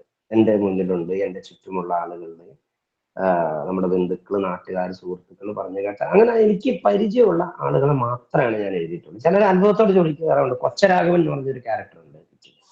അപ്പൊ ഈ കൊച്ചരാഘവൻ വെള്ളത്തിൽ മുങ്ങിക്കിടക്കുന്ന ഒരാളാണ്. ഒരു അരമണിക്കൂറോ 3/4 മണിക്കൂറോ ഒക്കെ വെള്ളത്തിൽ മുങ്ങിക്കിടക്കാനായിട്ട് സാധിക്കും. അങ്ങനെ വെള്ളത്തിൽ മുങ്ങിപ്പോരെ രക്ഷിക്കുക, പുഴയിലുള്ള ശവം എടുക്കുക, ഇങ്ങനെയുള്ള ഒരു ക്യാരക്ടറാണ്. അപ്പൊ അത് ഇരിട്ടിയിലുള്ളവർക്കറിയാം. എൻ്റെ നാട് ഇരിട്ടിയാണ്, കണ്ണൂർ ജില്ലയിൽ. ഇരിട്ടിയിലുള്ള പഴയ ആളുകൾക്കറിയാം അങ്ങനെ ഒരു ക്യാരക്ടർ ഉണ്ടായിരുന്നു. അതായത് ഈ നോവലിലെ ക്യാരക്ടർ അല്ല, നോവലിലെ കാര്യം നേരത്തെ ഞാൻ പറഞ്ഞ പോലെ തന്നെ അതൊരു ഫിക്ഷൻ റൈറ്റിംഗ് ആണ്. പക്ഷെ ഇതുപോലെ തന്നെ നമുക്ക് മാതൃകയാകുന്ന ഒരു ക്യാരക്ടർ ജീവിച്ചിരുന്നു. അപ്പൊ അത്ര മാത്രം അതിനകത്ത്. അതുകൊണ്ട് എനിക്ക് അവിടെ ഒരു അധികം അധ്വാനിക്കേണ്ടി വന്നിട്ടില്ല. കാരണം ഓരോ ക്യാരക്ടേഴ്സിനെയും ഇങ്ങനെ നിരത്തി വെക്കുന്ന ചെയ്തിട്ടുണ്ട്. അതിനെ ഒന്ന് കണക്ട് ചെയ്യുക. അതുപോലെ നവീകരണ ഭവനം എന്ന് പറയുന്നത് അതിന് പേരിട്ടിട്ടില്ലെങ്കിൽ പോലും നമ്മുടെ നാട്ടിൽ ഈ നാട്ടുമധ്യസ്ഥങ്ങൾ ധാരാളമായിട്ടുണ്ട്. ഒരാളുണ്ട്, ഒരു വീടുണ്ട്. ആ വീട്ടില് നമ്മുടെ നാട്ടിൽ എന്ത് പ്രശ്നങ്ങൾ വന്നാലും നമ്മളെല്ലാവരും അങ്ങോട്ട് പോകുന്നത് ആ വീട്ടിലാണ്. അവിടെ വെച്ച് ആളുകൾ പ്രശ്നങ്ങൾ പറഞ്ഞ് ചർച്ച ചെയ്ത് പരിഹരിച്ച് പോകുന്നൊരു വീട്. അപ്പൊ അവിടുത്തെ പ്രധാനപ്പെട്ട ഒരാള്, അത് ഒരു നേതാവാണ്. അപ്പൊ ഇവരൊക്കെ നമ്മുടെ ചുറ്റും ഉള്ളവരാണ് ഞാൻ പറയുന്നത്. അപ്പൊ അങ്ങനെയാണ് ആ നോവലിലേക്ക് എത്തുന്നത്. ഇതാണ് ആ നോവലിന്റെ ഒരു രചനാനുഭവം. എന്തായാലും സന്തോഷം. സിനിമ വിട്ട് പുറ്റ് നോവലിലേക്ക് ഒരു ചർച്ച വന്നത് സന്തോഷം. അത് വായിച്ചിട്ടുണ്ട് എന്നറിഞ്ഞതിലും വളരെയധികം സന്തോഷം. അതിനാണ് എനിക്ക് 2021 സാഹിത്യ അക്കാദമി അവാർഡ് പുറ്റ് നോവലിനാണ് കിട്ടിയത്. അറിയാം സാർ. അപ്പൊ സാറ് പറഞ്ഞു ഇത് നമ്മൾ സിനിമ ആക്കാൻ വേണ്ടി ചോദിക്കുന്നുണ്ട് എന്ന്. അപ്പൊ സാറിനത് അങ്ങനെ ദൃശ്യമാധ്യമത്തിൽ കാണണമെന്ന് ആഗ്രഹമുണ്ടോ? ആഗ്രഹം ഉണ്ടെന്ന് വെച്ചാല് അങ്ങനെ അത് പൂർണ്ണമായിട്ടും സിനിമയാകണമെങ്കിൽ നമുക്ക് അത്ര വിശ്വാസമുള്ള, നമ്മൾക്ക് അങ്ങനെ ഉള്ള ഒരു വലിയ പ്രോജക്റ്റ് ആയിരിക്കും. അത് വലിയ പ്രോജക്റ്റ് ആയിരിക്കും. അതിന് ഏറ്റെടുത്ത് നടത്താൻ പറ്റുന്ന വലിയ സംവിധായകർ, പ്രൊഡക്ഷൻ കമ്പനികളൊക്കെ വന്നാൽ ഓക്കെ, അങ്ങനെയാണ്. അങ്ങനെ അത് പറയാൻ പറ്റും ഇപ്പോൾ.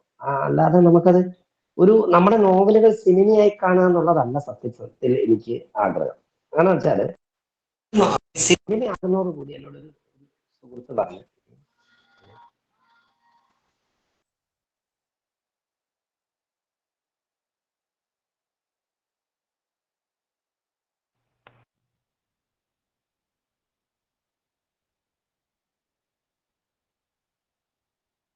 സോറി, ഒരു ചെറിയ കോള് വന്നതിനിടയ്ക്ക്. ഓക്കെ, കേൾക്കാമല്ലോ അല്ലേ? കേൾക്കാമല്ലോ. ഓക്കെ. അപ്പൊ ഞാൻ പറഞ്ഞത്, എന്നോടൊരു സുഹൃത്ത് പറഞ്ഞത്, സിനിമയായി കഴിഞ്ഞാൽ ഞാൻ നോവലിന് വലിയ നിലനിൽപ്പില്ല എന്നാണ് എന്നോട് ഒരാൾ പറഞ്ഞത്. അപ്പൊ എനിക്കറിയത്തില്ല അതിന്റെ കാര്യം എങ്ങനെയാണ്. മലയാളത്തിൽ ഒരു കൊള്ളാവുന്ന നല്ല സിനിമയായി കഴിഞ്ഞാൽ പിന്നെ ആ നോവൽ അധികം പിന്നെ അങ്ങ് വലിയ രീതിയിൽ വായിക്കപ്പെടില്ല എന്നൊക്കെയാണ് പറഞ്ഞത്. എന്തായാലും അങ്ങനെയല്ല ഞാൻ ആഗ്രഹിക്കുന്നത്. ഞാൻ ആഗ്രഹിക്കുന്നത് എന്റെ നോവൽ കൂടുതൽ ആ കാലം നിലനിൽക്കണം, വായിക്കപ്പെടണം എന്നാണ്. അതുകൊണ്ട് അത് സിനിമയ്ക്ക് വേണ്ട ഇഷ്ടം പോലെ കഥ എനിക്ക് വേറെ ഉണ്ട്. അത് സിനിമയ്ക്ക് വരുന്നവരുടേതായിട്ട്. Okay sir, thank U.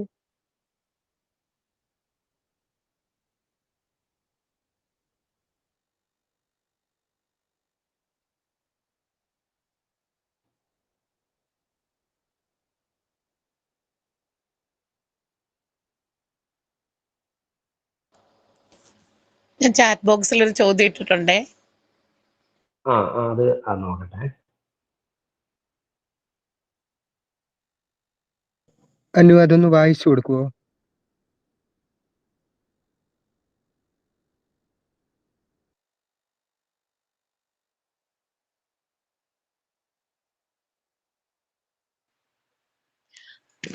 എന്ത് അടിസ്ഥാനത്തിലാണ് ഒരു നോവൽ സിനിമയിലേക്ക് തിരഞ്ഞെടുക്കുന്നത്?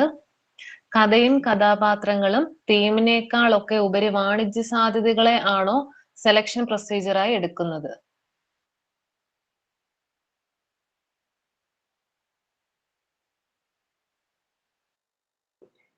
ടീച്ചറെ ഞാനൊന്ന് ജസ്റ്റ് പുറത്തു പോയായിരുന്നു, ഒന്നുകൂടെ ഒന്ന് പറയൂ അത്. എന്ത് അടിസ്ഥാനത്തിലാണ് ഒരു നോവൽ സിനിമയിലേക്ക് തിരഞ്ഞെടുക്കുന്നത്? കഥയും കഥാപാത്രങ്ങളും തീമിനേക്കാളൊക്കെ ഉപരി വാണിജ്യ സാധ്യതകളെയാണോ സെലക്ഷൻ പ്രൊസീജിയറായി എടുക്കുന്നത്? തീർച്ചയായും എനിക്ക് അത് ശരിക്കും ഡയറക്ടർമാരോടും പ്രൊഡക്ഷൻ ഹൗസിനോടും ചോദിക്കേണ്ട ചോദ്യമാണ്.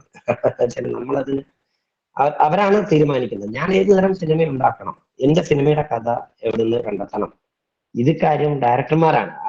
തീർച്ചയായിട്ടും ഞാൻ പറയുന്നു, ഒരു വാണിജ്യം എന്ന് പറയുന്നത് ചെറിയ കാര്യമല്ല. കാരണം അത് ഒരു ഇൻഡസ്ട്രിയാണ്, സിനിമയുടെ ഇൻഡസ്ട്രിയാണ്. അത് ആ വാണിജ്യത്തിന് വേണ്ടി ആളുകൾ തിയേറ്ററിൽ കയറി സിനിമ കണ്ടെങ്കിൽ മാത്രമാണ് എല്ലാവർക്കും ഗുണമുള്ളൂ. അത് എഴുത്തുകാരനായാലും സംവിധായകനായാലും. പക്ഷെ അതിന് അവിടെ നമ്മൾ എങ്ങനെ ക്വാളിറ്റിയുള്ള സാധനം കൊണ്ടുപോകണം എന്നുള്ളതാണ് നമ്മൾ ആലോചിക്കേണ്ടത്. ഇപ്പം മലയാളത്തിലായിട്ടുള്ള വലിയ സാധ്യതയുണ്ട് എന്ന് പറഞ്ഞിട്ടുണ്ടെങ്കിൽ പരീക്ഷണ സിനിമകൾ പോലും തിയേറ്ററിൽ വിജയിക്കുന്ന ഒരു കാലമാണ് നമ്മളിപ്പോൾ കാണുന്നത്. ബ്രഹ്മയുഗം പോലെ ബ്ലാക്ക് ആൻഡ് വൈറ്റിലുള്ള ഒരു സിനിമ തിയേറ്ററിൽ നന്നായിട്ട് ഓടി വിജയിച്ചു. അതുപോലെ തന്നെ ആടുജീവിതം പോലെയുള്ള ഒരു സിനിമ, അതും തിയേറ്ററിൽ നന്നായിട്ട് സ്വീകരിക്കപ്പെട്ടു. അപ്പൊ ഞാൻ പറയുന്നത്, ഈ നല്ല ക്വാളിറ്റിയുള്ള സാധനം സംഭവങ്ങൾ കൊടുത്തിട്ട് ആളുകളെ കയറ്റി നല്ല നല്ല ബിസിനസ് നടത്തുക, ഇതാണ് ശരിക്കും വേണ്ടത്. അപ്പൊ അതിന് പറ്റിയതാണോ ഈ എലമെന്റ് എന്ന് ആര് പരിശോധിക്കണം?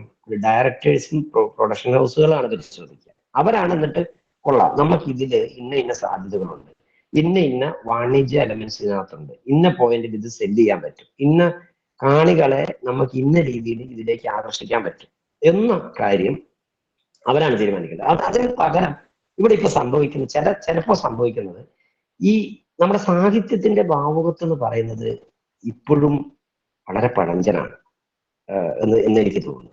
കാരണം നമ്മുടെ ടീച്ചർക്കറിയാം, എന്ന് വെച്ചാൽ ടീച്ചറുടെ മുന്നിൽ വരുന്ന കുട്ടികൾ, അവരോട് നമ്മൾ മലയാള സാഹിത്യം പഠിപ്പിക്കുന്ന മാഷൊക്കെ അറിയാം. എന്താ സംഭവിക്കുന്നത്? നമ്മുടെ പാഠപുസ്തകങ്ങളിലെ സാഹിത്യമായിട്ട് അവരുടെ മുന്നിലേക്ക് നമ്മൾ പോയി നിൽക്കുമ്പോൾ ശരിക്കും നമ്മൾ കോമഡി ആകുക ചെയ്യുന്നത്. അവർക്ക് ഇപ്പൊ എഴുത്തച്ഛനോ കുഞ്ചൻ നമ്പ്യാര് ഇതൊക്കെ, കുഞ്ചൻ നമ്പ്യാര് പിന്നെ നമുക്ക് എന്തെങ്കിലുമൊക്കെ പറഞ്ഞു വെക്കാം, എഴുത്തച്ഛനെ പോലുള്ള അങ്ങനെയുള്ള ഈ തത്വചിന്ത കാര്യങ്ങൾ നമ്മുടെ സങ്കല്പത്തിൽ നിന്നേ പുതിയ തലമുറ സാഹിത്യത്തിൽ മാറിപ്പോയി. ഇപ്പോ ശരിക്കും ഞാൻ ഒരു പാഠപുസ്തകം തയ്യാറാക്കാൻ വേണ്ടി നമ്മൾ ഇരുന്നാൽ കുട്ടികളെ ക്യാച്ച് ചെയ്യുന്ന, കുട്ടികൾക്ക് കണക്ട് ചെയ്യാൻ പറ്റുന്ന, അവരുടെ ജീവിത പരിസരവുമായി നിൽക്കുന്ന ഒരു കൃതി പോലും നമുക്ക് കണ്ടെത്താൻ വളരെ വിഷമാണ് അവർക്ക് പാഠപുസ്തകമായിട്ട് കൊടുക്കുക. അതുകൊണ്ട് നമ്മുടെ സാഹിത്യത്തിന്റെ പരിസരത്ത് നിന്ന് കുട്ടികളും പുതിയ തലമുറയും ഒത്തിരി മാറിയാണ് നിൽക്കുന്നത്. അപ്പൊ പിന്നെ ഈ സാഹിത്യം എടുത്തിട്ട് സിനിമയാക്കി കഴിഞ്ഞാൽ മിക്കവാറും ആ നിർമ്മാതാവിന്റെ പാഠം മടങ്ങുന്നതുള്ളൂ. അപ്പൊ അതുകൊണ്ട് തന്നെയാണ് അവര് സാഹിത്യത്തിലേക്ക് അധികം അന്വേഷിച്ച് വരാതെ സിനിമയ്ക്ക് സാധ്യതയുള്ള കഥകൾ അവർ തന്നെ കണ്ടെത്തിയെടുക്കുകയും ചെയ്യുന്നത്. ഞാൻ പറയുന്നത് അത് അങ്ങനെ തന്നെ നടക്കട്ടെ എന്ന് ഞാൻ പറയുന്നത്. അല്ലാണ്ട് നമ്മളൊരു സാഹിത്യം എഴുതി വെച്ചു, സാഹിത്യത്തിൽ ഇതൊക്കെ എഴുതാനൊക്കെ എളുപ്പമാണ്, നമ്മുടെ പഴഞ്ചൻ നൊസ്റ്റാൾജിയും സംഭവമൊക്കെ എഴുതാൻ എളുപ്പമാണ്. പക്ഷെ അതൊന്നും വർക്കാവില്ല, സിനിമയിൽ അതൊന്നും വർക്കാവില്ല, തിയേറ്ററിൽ ആവില്ല. അപ്പൊ അവരെന്ത് ചെയ്യും? അതുകൊണ്ട് തിയേറ്ററിൽ വർക്കാകുന്ന കാര്യങ്ങൾ അന്വേഷിച്ച് പോകുന്നു. ഇതാണ് അതിന് എനിക്ക് തോന്നുന്ന കാര്യം. സാറിന്റെ ഈ ചുരുളി സിനിമയിൽ സാറിന്റെ കഥയിൽ നിന്നും വ്യത്യാസമായ രീതിയിൽ അവരതിന്റെ ഇപ്പം ചെയിനായിട്ട് പോകുന്ന കഥയ്ക്കുള്ളില് ലൂപ്പ് അങ്ങനെ തീമുകൾക്കൊക്കെ വ്യത്യാസം വരുത്തിയിട്ടുണ്ടല്ലോ. അപ്പൊ അങ്ങനെ ഒരു ഇതിന്റെ യഥാർത്ഥ എഴുത്തുകാരൻ എന്ന നിലയിൽ സാറിന് സങ്കടമോ അല്ലെങ്കിൽ അങ്ങനെ എന്തെങ്കിലും തരത്തിലുള്ള ഒരു വിഷമം, അങ്ങനെ ഒരു വ്യത്യാസം വരുത്തിയപ്പോ തോന്നിയിട്ടുണ്ടോ? ഇനി പുറ്റ് ആക്കാൻ പോകുവാണെങ്കിൽ അതിലും ഇതുപോലെ ഒരു വ്യത്യസ്തമായ എന്തെങ്കിലും തരത്തിലുള്ള കാര്യങ്ങൾ കൊണ്ടുപോയാൽ സാർ അത് അംഗീകരിക്കുമോ? ഞാൻ തീർച്ചയായിട്ടും, എനിക്ക് ഒരു സങ്കടവും ഇല്ല. വെച്ചാല് ഞാൻ ആദ്യം ലിജോ എന്നെ വിളിക്കുന്നത് ഈ സിനിമയാക്കാനാണ് വിളിക്കുന്നത്. അപ്പൊ ഞാൻ കുറച്ച് നമ്മുടെ സുഹൃത്തുക്കളോടൊക്കെ ആലോചിച്ചു, എന്താണ് ഇതിന് സംഭവിക്കുക. സിനിമയാക്കാൻ വേണ്ടി നമ്മൾ ഒരു കൃതി കൊടുത്തു കഴിഞ്ഞാൽ അത് പിന്നെ സംവിധായകന്റെ ഇഷ്ടത്തിനാണ് ആക്കുക. അതിനകത്ത് പിന്നെ നമ്മൾ എന്ത് പറഞ്ഞിട്ടും കാര്യമില്ല, നമുക്ക് പറയേണ്ട കാര്യമില്ല. അപ്പൊ അത് നമ്മൾ വിട്ടിട്ടാണ്. അപ്പം തീർച്ചയായിട്ടും കളിക്കേമിനാറിലെ കുറ്റവാളികൾ എന്ന് പറയുന്ന കഥ ഇവിടെ ഉണ്ട്. അത് മുള്ളരങ്ങാനം എന്ന് പറയുന്ന സമാഹാരത്തിൽ അത് കൃത്യമായി അവിടെ ഉണ്ട്. അത് വായിക്കേണ്ടവർക്ക് അത് വായിച്ച് ഏത് രീതിയിൽ വേണമെങ്കിൽ അതിനെ മനസ്സിൽ കാണാം. അപ്പം ചുരുളി എന്ന് പറയുന്ന ഒരു സിനിമ വന്നു കഴിഞ്ഞപ്പോൾ ആ സിനിമയാണ് അത് അവിടെ അതിന്റെ ആസ്വാദകർ അത് കണ്ട് അതിനെ ആ രീതിയിൽ കണ്ടോട്ടെ, അത്രയേ ഉള്ളൂ. അല്ലാതെ നമുക്കിപ്പം അതിനകത്ത് ഇത് എന്റെ ഇതിൽ നിന്ന് മാറിപ്പോയെന്നുള്ള വിഷമം ഒന്നുമില്ല. കാരണം നമ്മളത് മനസ്സിൽ കണ്ടുകൊണ്ടാണ് വരുന്നത്. ഇനി പുറ്റ് സിനിമയാകുവാണെങ്കിലും ഞാനത് സിനിമയ്ക്ക് വേണ്ടി വിട്ടുകൊടുത്തു കഴിഞ്ഞാൽ സംവിധായകൻ എന്ത് കാണിച്ചാലും നമുക്ക് അതിന് വിഷമിക്കേണ്ട കാര്യമില്ല. അതിനുള്ള ഒരു കാശ് മേടിച്ചോളുക എന്നുള്ളത് മാത്രമാണ് അതിനകത്ത് നമുക്ക് ചെയ്യാൻ പറ്റുന്ന ഒരു കാര്യം. അപ്പൊ നമുക്ക് വിഷമം ഉണ്ടാകാതെ, എനിക്ക് വിഷമം ഉണ്ടാകുകയാണെങ്കിൽ അത് കാശ് കിട്ടിയില്ല എന്ന് പറഞ്ഞിട്ടുള്ള ഒരു വിഷമേ ഉണ്ടാവുള്ളൂ. എന്തായാലും ചുരുളിയുടെ കാര്യത്തിൽ അതില്ല. അപ്പൊ പുറ്റൊക്കെ നമ്മൾ സിനിമയാക്കാൻ കൊടുക്കുകയാണെങ്കിൽ അങ്ങനെ നല്ല നല്ല പൈസ പറഞ്ഞ് മേടിച്ചിട്ട് കൊടുക്കുക എന്നുള്ളതേ ഉള്ളൂ. നമുക്ക് പിന്നീട് ആലോചിച്ചിട്ട് അയ്യോ ഈ ചെറിയ പൈസക്കാണല്ലോ നമ്മൾ കൊടുത്ത് എന്ന് നമുക്ക് തോന്നാതെ ഒരു ഇച്ഛാഭംഗം വരാതിരിക്കുക, അത്രേ ഉള്ളൂ. ഓക്കെ മാഷെ, താങ്ക് യു. ഓക്കെ. നമസ്കാരം സാർ. നമസ്കാരം. സാഹിത്യരംഗത്തേക്ക് താങ്കൾ കടന്നു വന്ന ആ അനുഭവം ഒന്ന് പങ്കുവെക്കുക. ആ തുടക്കകാലമൊക്കെ എങ്ങനെയാണ് ഇതിലോട്ട് എത്തിപ്പെട്ടത്? ഞാന് ഈ വലിയ നമ്മള് ഒരു ഇരിട്ടി എന്ന് പറയുന്ന ഒരു മലയോര മേഖലയാണ്, കുടിയേറ്റ മേഖലയാണ്. വലിയ സാഹിത്യകാരന്മാരോ ഒന്നുമുള്ള ഒരു ഏരിയ അല്ല, വലിയ സാംസ്കാരിക പരിപാടികളൊന്നും ഉള്ള സ്ഥലമല്ല ഇത്. അപ്പം പക്ഷെ ഞാൻ എന്നാന്ന് വെച്ചാൽ ഈ നമ്മുടെ ഇവിടെ ഒരു വായനശാല ഉണ്ടായിരുന്നു, ഇരിക്കാമ്പൂർ ഹൃദയ ഗ്രന്ഥാലയം എന്ന് പറഞ്ഞു. ആ കാര്യമല്ല ഞാൻ പുറ്റ് നോവലിൽ വിശദമായിട്ട് എഴുതിയിട്ടുണ്ട്. അപ്പൊ ഈ വായനശാലയില് അതിന്റെ ചെറുപ്പം തൊട്ട് തന്നെ ഈ വായനശാലയുടെ പ്രവർത്തനങ്ങളും അതൊക്കെ ആയതുകൊണ്ട് പുസ്തകങ്ങളൊക്കെ ഇടയ്ക്ക് വായിക്കാൻ തുടങ്ങി.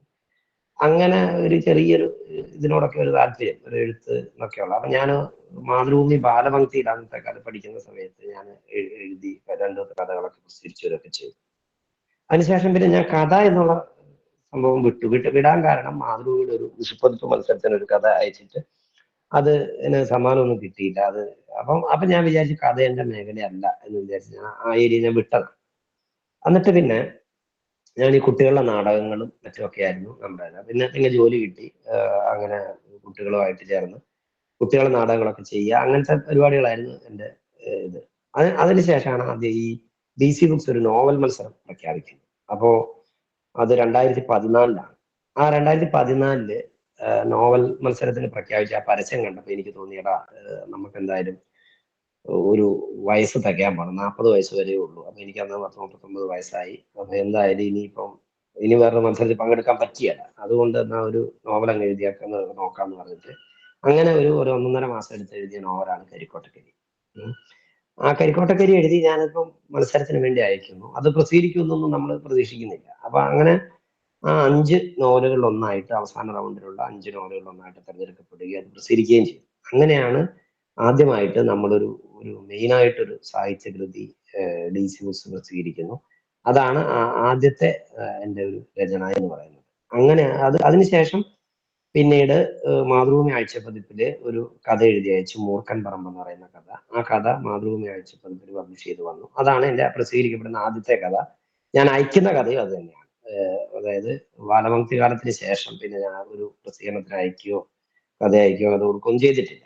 അപ്പോ ആദ്യമായിട്ട് അയച്ച കഥ മൂർഖൻ പറമ്പാണ്. അത് പ്രസിദ്ധീകരിച്ചു വന്നു. അതിനുശേഷം പിന്നെ അങ്ങനെ തുടർച്ചയായിട്ട് അങ്ങനെ കഥകളും നോവലുകളും എഴുതി അങ്ങനെ ചുരുളിയിലൂടെ സിനിമയിലേക്ക് വന്നു. അതിനുശേഷം സിനിമ ചതുരം, അതിനുശേഷം പാൽത്തു ജാൻവർ, ഇങ്ങനെയുള്ള സിനിമകളൊക്കെ എഴുത്തിലൊക്കെ പങ്കാളിയായി. ഇപ്പോ ഒരു റീസെന്റ് ആയിട്ട് 1-2 സിനിമകൾ ഇങ്ങനെ വരുന്നു, 1-2 നോവലുകൾ എഴുതിക്കൊണ്ടിരിക്കുന്നു. അങ്ങനെയൊക്കെ ഇപ്പോ സജീവമായിട്ട് തന്നെ എഴുത്തിൽ നിൽക്കുകയാണ്. Okay, thank you sir. Okay. Sir നമസ്കാരം സാർ. എന്റെ പേര് സാർ, ഈ പാൽത്തു ജാൻവർ എന്ന സിനിമ അത് അന്ധവിശ്വാസങ്ങളുടെ പൊള്ളത്തരവും അതുപോലെ തന്നെ ചതുരം എന്ന സിനിമ പ്രണയം, കുടുംബേതര ജീവിതം എന്നിവയും സംസാരിക്കുന്നു. അപ്പൊ പലപ്പോഴും സമൂഹം സംസാരിക്കാൻ മടിക്കുന്ന കാര്യങ്ങളാണ് ഇവ. അപ്പം ഇതിന്റെ അഭിപ്രായം എന്താണ്? അതായത് ഈ ചതുരം എന്ന് പറയുന്ന സിനിമ ശരിക്കും പറഞ്ഞിട്ടുണ്ടെങ്കിൽ ഞാൻ അത് സിദ്ധാർത്ഥ് ഭരതനും ഞാനും ചേർന്നാണ് എന്റെ രചന നടത്തിയിട്ടുള്ളത്. സിദ്ധാർത്ഥ് ഭരതൻ ഡയറക്ട് ചെയ്ത ഇത് അത് ഒരു ആ ഒരു തോട്ട് മനസ്സിലേക്ക് വരുന്നത് ഒരു ഗ്രീക്ക് മിത്തോളജി ഉണ്ട്. എൻഡിമിയോൺ സെലേന എന്ന് പറയുന്ന സെലേന എന്ന് പറയുന്ന മൂൺ ഗോഡസിന്റെ ഒരു ഒരു മിത്തോളജി ഉണ്ട്. അതായത് ആ മൂൺ ഗോഡസ് ഒരു മനുഷ്യൻ, എൻഡിമിയോൺ എന്ന് പറയുന്ന ഒരു മനുഷ്യനുമായി പ്രണയത്തിലാകുകയും അയാളെ ഒരു ഗുഹയിൽ തടവിൽ പാർപ്പിച്ച് അങ്ങനെ ഒരു 50 കുട്ടികൾ ഉണ്ടാവുകയും ചെയ്തു എന്നുള്ള ഒരു മിത്തോളജിയാണ്, ഗ്രീക്ക് മിത്തോളജി. ഈ ഒരു എലമെന്റ് ആണ് ശരിക്കും പറഞ്ഞാൽ ചതുരം എന്ന് പറയുന്ന പ്രണയിച്ച് തടവിലാക്കുക എന്നുള്ള കൺസെപ്റ്റ്. അപ്പം അവിടെ ഈ റോഷൻ ചെയ്ത ക്യാരക്ടർ, അതായത് ബൽത്താസർ എന്ന് പറയുന്ന ക്യാരക്ടർ, സെലേന എന്ന് പറയുന്ന ക്യാരക്ടർ, ആര് ഇത് ചെയ്ത നമ്മുടെ സ്വാസിക ചെയ്ത ക്യാരക്ടർ, ആ ക്യാരക്ടർ അവരുടെ ബുദ്ധിയും അവരുടെ സൗന്ദര്യവും ഒക്കെ ഉപയോഗിച്ച് എങ്ങനെ ഒരു അവരുടെ ഇഷ്ടത്തിനുള്ള ലൈഫ് സെറ്റിൽ ചെയ്തെടുക്കുന്നു എന്നുള്ളതാണ് ആ കഥയിലുള്ളത്. അത് സെലേന എങ്ങനെയാണോ എൻഡിമിയോണിനെ സ്വന്തമാക്കിയത് അതേ സംഭവമാണ് അതിനകത്ത് പറയാൻ ഉദ്ദേശിച്ചത്. അപ്പൊ ആ അർത്ഥത്തിൽ അത് വളരെ നല്ല രീതിയിൽ സിദ്ധാർത്ഥനെ ഷൂട്ട് ചെയ്ത് ഒരു മികച്ച ഒരു സിനിമയാക്കിയിട്ട് അതിനെ മാറ്റിയിട്ടുണ്ട്. അതുപോലെ തന്നെ പാൽത്തു ജാൻവർ എന്ന് പറയുന്നത് എന്റെ ഇരുട്ടിയിൽ തന്നെയുള്ള സംഗീത് പി രാജ് എന്ന് പറയുന്ന പുള്ളി ഒരു സിനിമ പഠിച്ച ഒരു പയ്യനാണ്. അപ്പൊ പുള്ളി നമ്മുടെ അടുത്ത സുഹൃത്തായിട്ടുള്ള അനീഷ് അഞ്ജലി എന്ന് പറയുന്ന ഒരു മാഷുണ്ട് കോഴിക്കോട് ജില്ലയിലുള്ള. അപ്പം പുള്ളിയുടെ ഒരു അച്ഛനുണ്ടായ ഒരു അനുഭവം, ഒരു പശു, പുള്ളിയുടെ അച്ഛൻ ഒരു വെറ്റിനറി ഇൻസ്പെക്ടർ ആയിരുന്നു. മറ്റേ ഇത് അപ്പൊ ഒരു പശു അങ്ങനെ ഒരു മലയുടെ മുകളില് വാഷു കുടിച്ച് വീണുപോയി. അപ്പൊ അതിനെ എങ്ങനെ രക്ഷിച്ചുകൊണ്ട് വന്ന ഒരു അനുഭവം പുള്ളി പറഞ്ഞു. അപ്പൊ പുള്ളിയും സംഗീതം കൂടെ എൻ്റെ അടുത്ത് വന്നു, ഇങ്ങനെ ഒരു ഐഡിയ ഉണ്ട്, നമുക്കത് എങ്ങനെ എഴുതാം. അപ്പൊ ഞങ്ങൾ എല്ലാവരും കൂടെ ആലോചിച്ച് അങ്ങനെ എഴുതിയെടുത്താൽ നമ്മുടെ അത് എഴുതുമ്പോൾ കൂടുതലൊരു മലയോര പ്രദേശം ആയതുകൊണ്ട് ഞങ്ങളുടെ നാട്ടിലെ കുറെ ആളുകളും ഒരു പഞ്ചായത്ത് മെമ്പറും അച്ഛനും മന്ത്രവാദവും മറ്റും ഒക്കെ അങ്ങനെയുള്ള കുറെ കാര്യങ്ങൾ അതിനകത്ത് കൂടിച്ചേർക്കുകയും അങ്ങനെ ഒരു വളരെ പുതുമയുള്ള വളരെ ഒരു സത്യസന്ധമായ ഒരു പ്രമേയമാണ് അതിനകത്ത് ചർച്ച ചെയ്തത്. അപ്പൊ അങ്ങനെയാണ് ആ പടം പാൽത്തു ജാൻവർ എന്ന് പറയുന്ന പടം സംഭവിക്കുന്നത്. അപ്പം ഞാൻ പറഞ്ഞത് ഇങ്ങനെയൊക്കെയാണ് ഓരോ സിനിമകളുടെയും ഇതിലേക്ക് എത്തുന്നത്. അപ്പം നമുക്ക് അവിടെ തെരഞ്ഞെടുക്കുക എന്ന് പറയുന്നത് അതാ ഞാൻ നേരത്തെ പറഞ്ഞത്, കൊമേഴ്സ്യൽ വിജയം മാത്രം ഉദ്ദേശിച്ച് ഒരു സിനിമ ചെയ്യുക എന്നതിനേക്കാൾ അതും വേണം. അതോടൊപ്പം തന്നെ ആളുകൾക്ക് എന്റർടൈൻ ചെയ്യാൻ കഴിയണം. അതോടൊപ്പം തന്നെ എന്തും വേണം, നമ്മൾക്ക് പറയാൻ ഒരു ആശയം ഉണ്ടാവണം എന്നുള്ള ഒരു കാഴ്ചപ്പാടാണ് എനിക്ക്. ആ സിനിമ കൊണ്ട് നമ്മൾ പുതുതായി എന്തെങ്കിലും പറയണം. ഒരു സ്ത്രീയുടെ അവൾ ഏറ്റവും പീഡ അനുഭവിക്കുന്ന, ദുരിതം അനുഭവിക്കുന്ന ഒരു സ്ത്രീ അവളുടെ ബുദ്ധി കൊണ്ട് സ്വയം ഉയർത്തെഴുന്നേൽക്കേണ്ട കഥയാണ് ചതുരത്തിൽ പറയുന്നത്. ആ ബുദ്ധി വെച്ച് അവളെ ചൂഷണം ചെയ്യാൻ വന്നവരെ തന്നെ അവൾക്ക് ഇഷ്ടപ്പെട്ട രീതിയിൽ മോൾഡ് ചെയ്ത് മാറ്റിയെടുക്കുന്നതിന്റെ കഥയാണ് പറയുന്നത്. അപ്പം ഇതോടെ പറയുന്നു. പാൽത്തു ജാൻവർ എന്ന് പറയുന്നത് ഒരു പരിചയവുമില്ലാത്ത ഒരു സ്ഥലത്തേക്ക് വന്നെത്തുന്ന ഒരു ചെറുപ്പക്കാരൻ. അയാൾക്ക് ഈ ഏരിയ ഒന്നും ഒരു പരിചയമില്ല. അദ്ദേഹം ഒരു നഗരത്തിൽ ജീവിച്ച ഒരു പയ്യനാണ്. അവന് ഒരു കഴിവുകളുമില്ല എന്ന് പറഞ്ഞ് അവന്റെ ഒരു ഡിപ്രഷനിൽ നിൽക്കുന്നിടത്തു നിന്നും അവന്റെ ഒരു പ്രവൃത്തി മേഖലയിൽ ഇതെല്ലാവരുടെ അനുഭവം, എന്റെ ഒക്കെ അനുഭവമാണ്.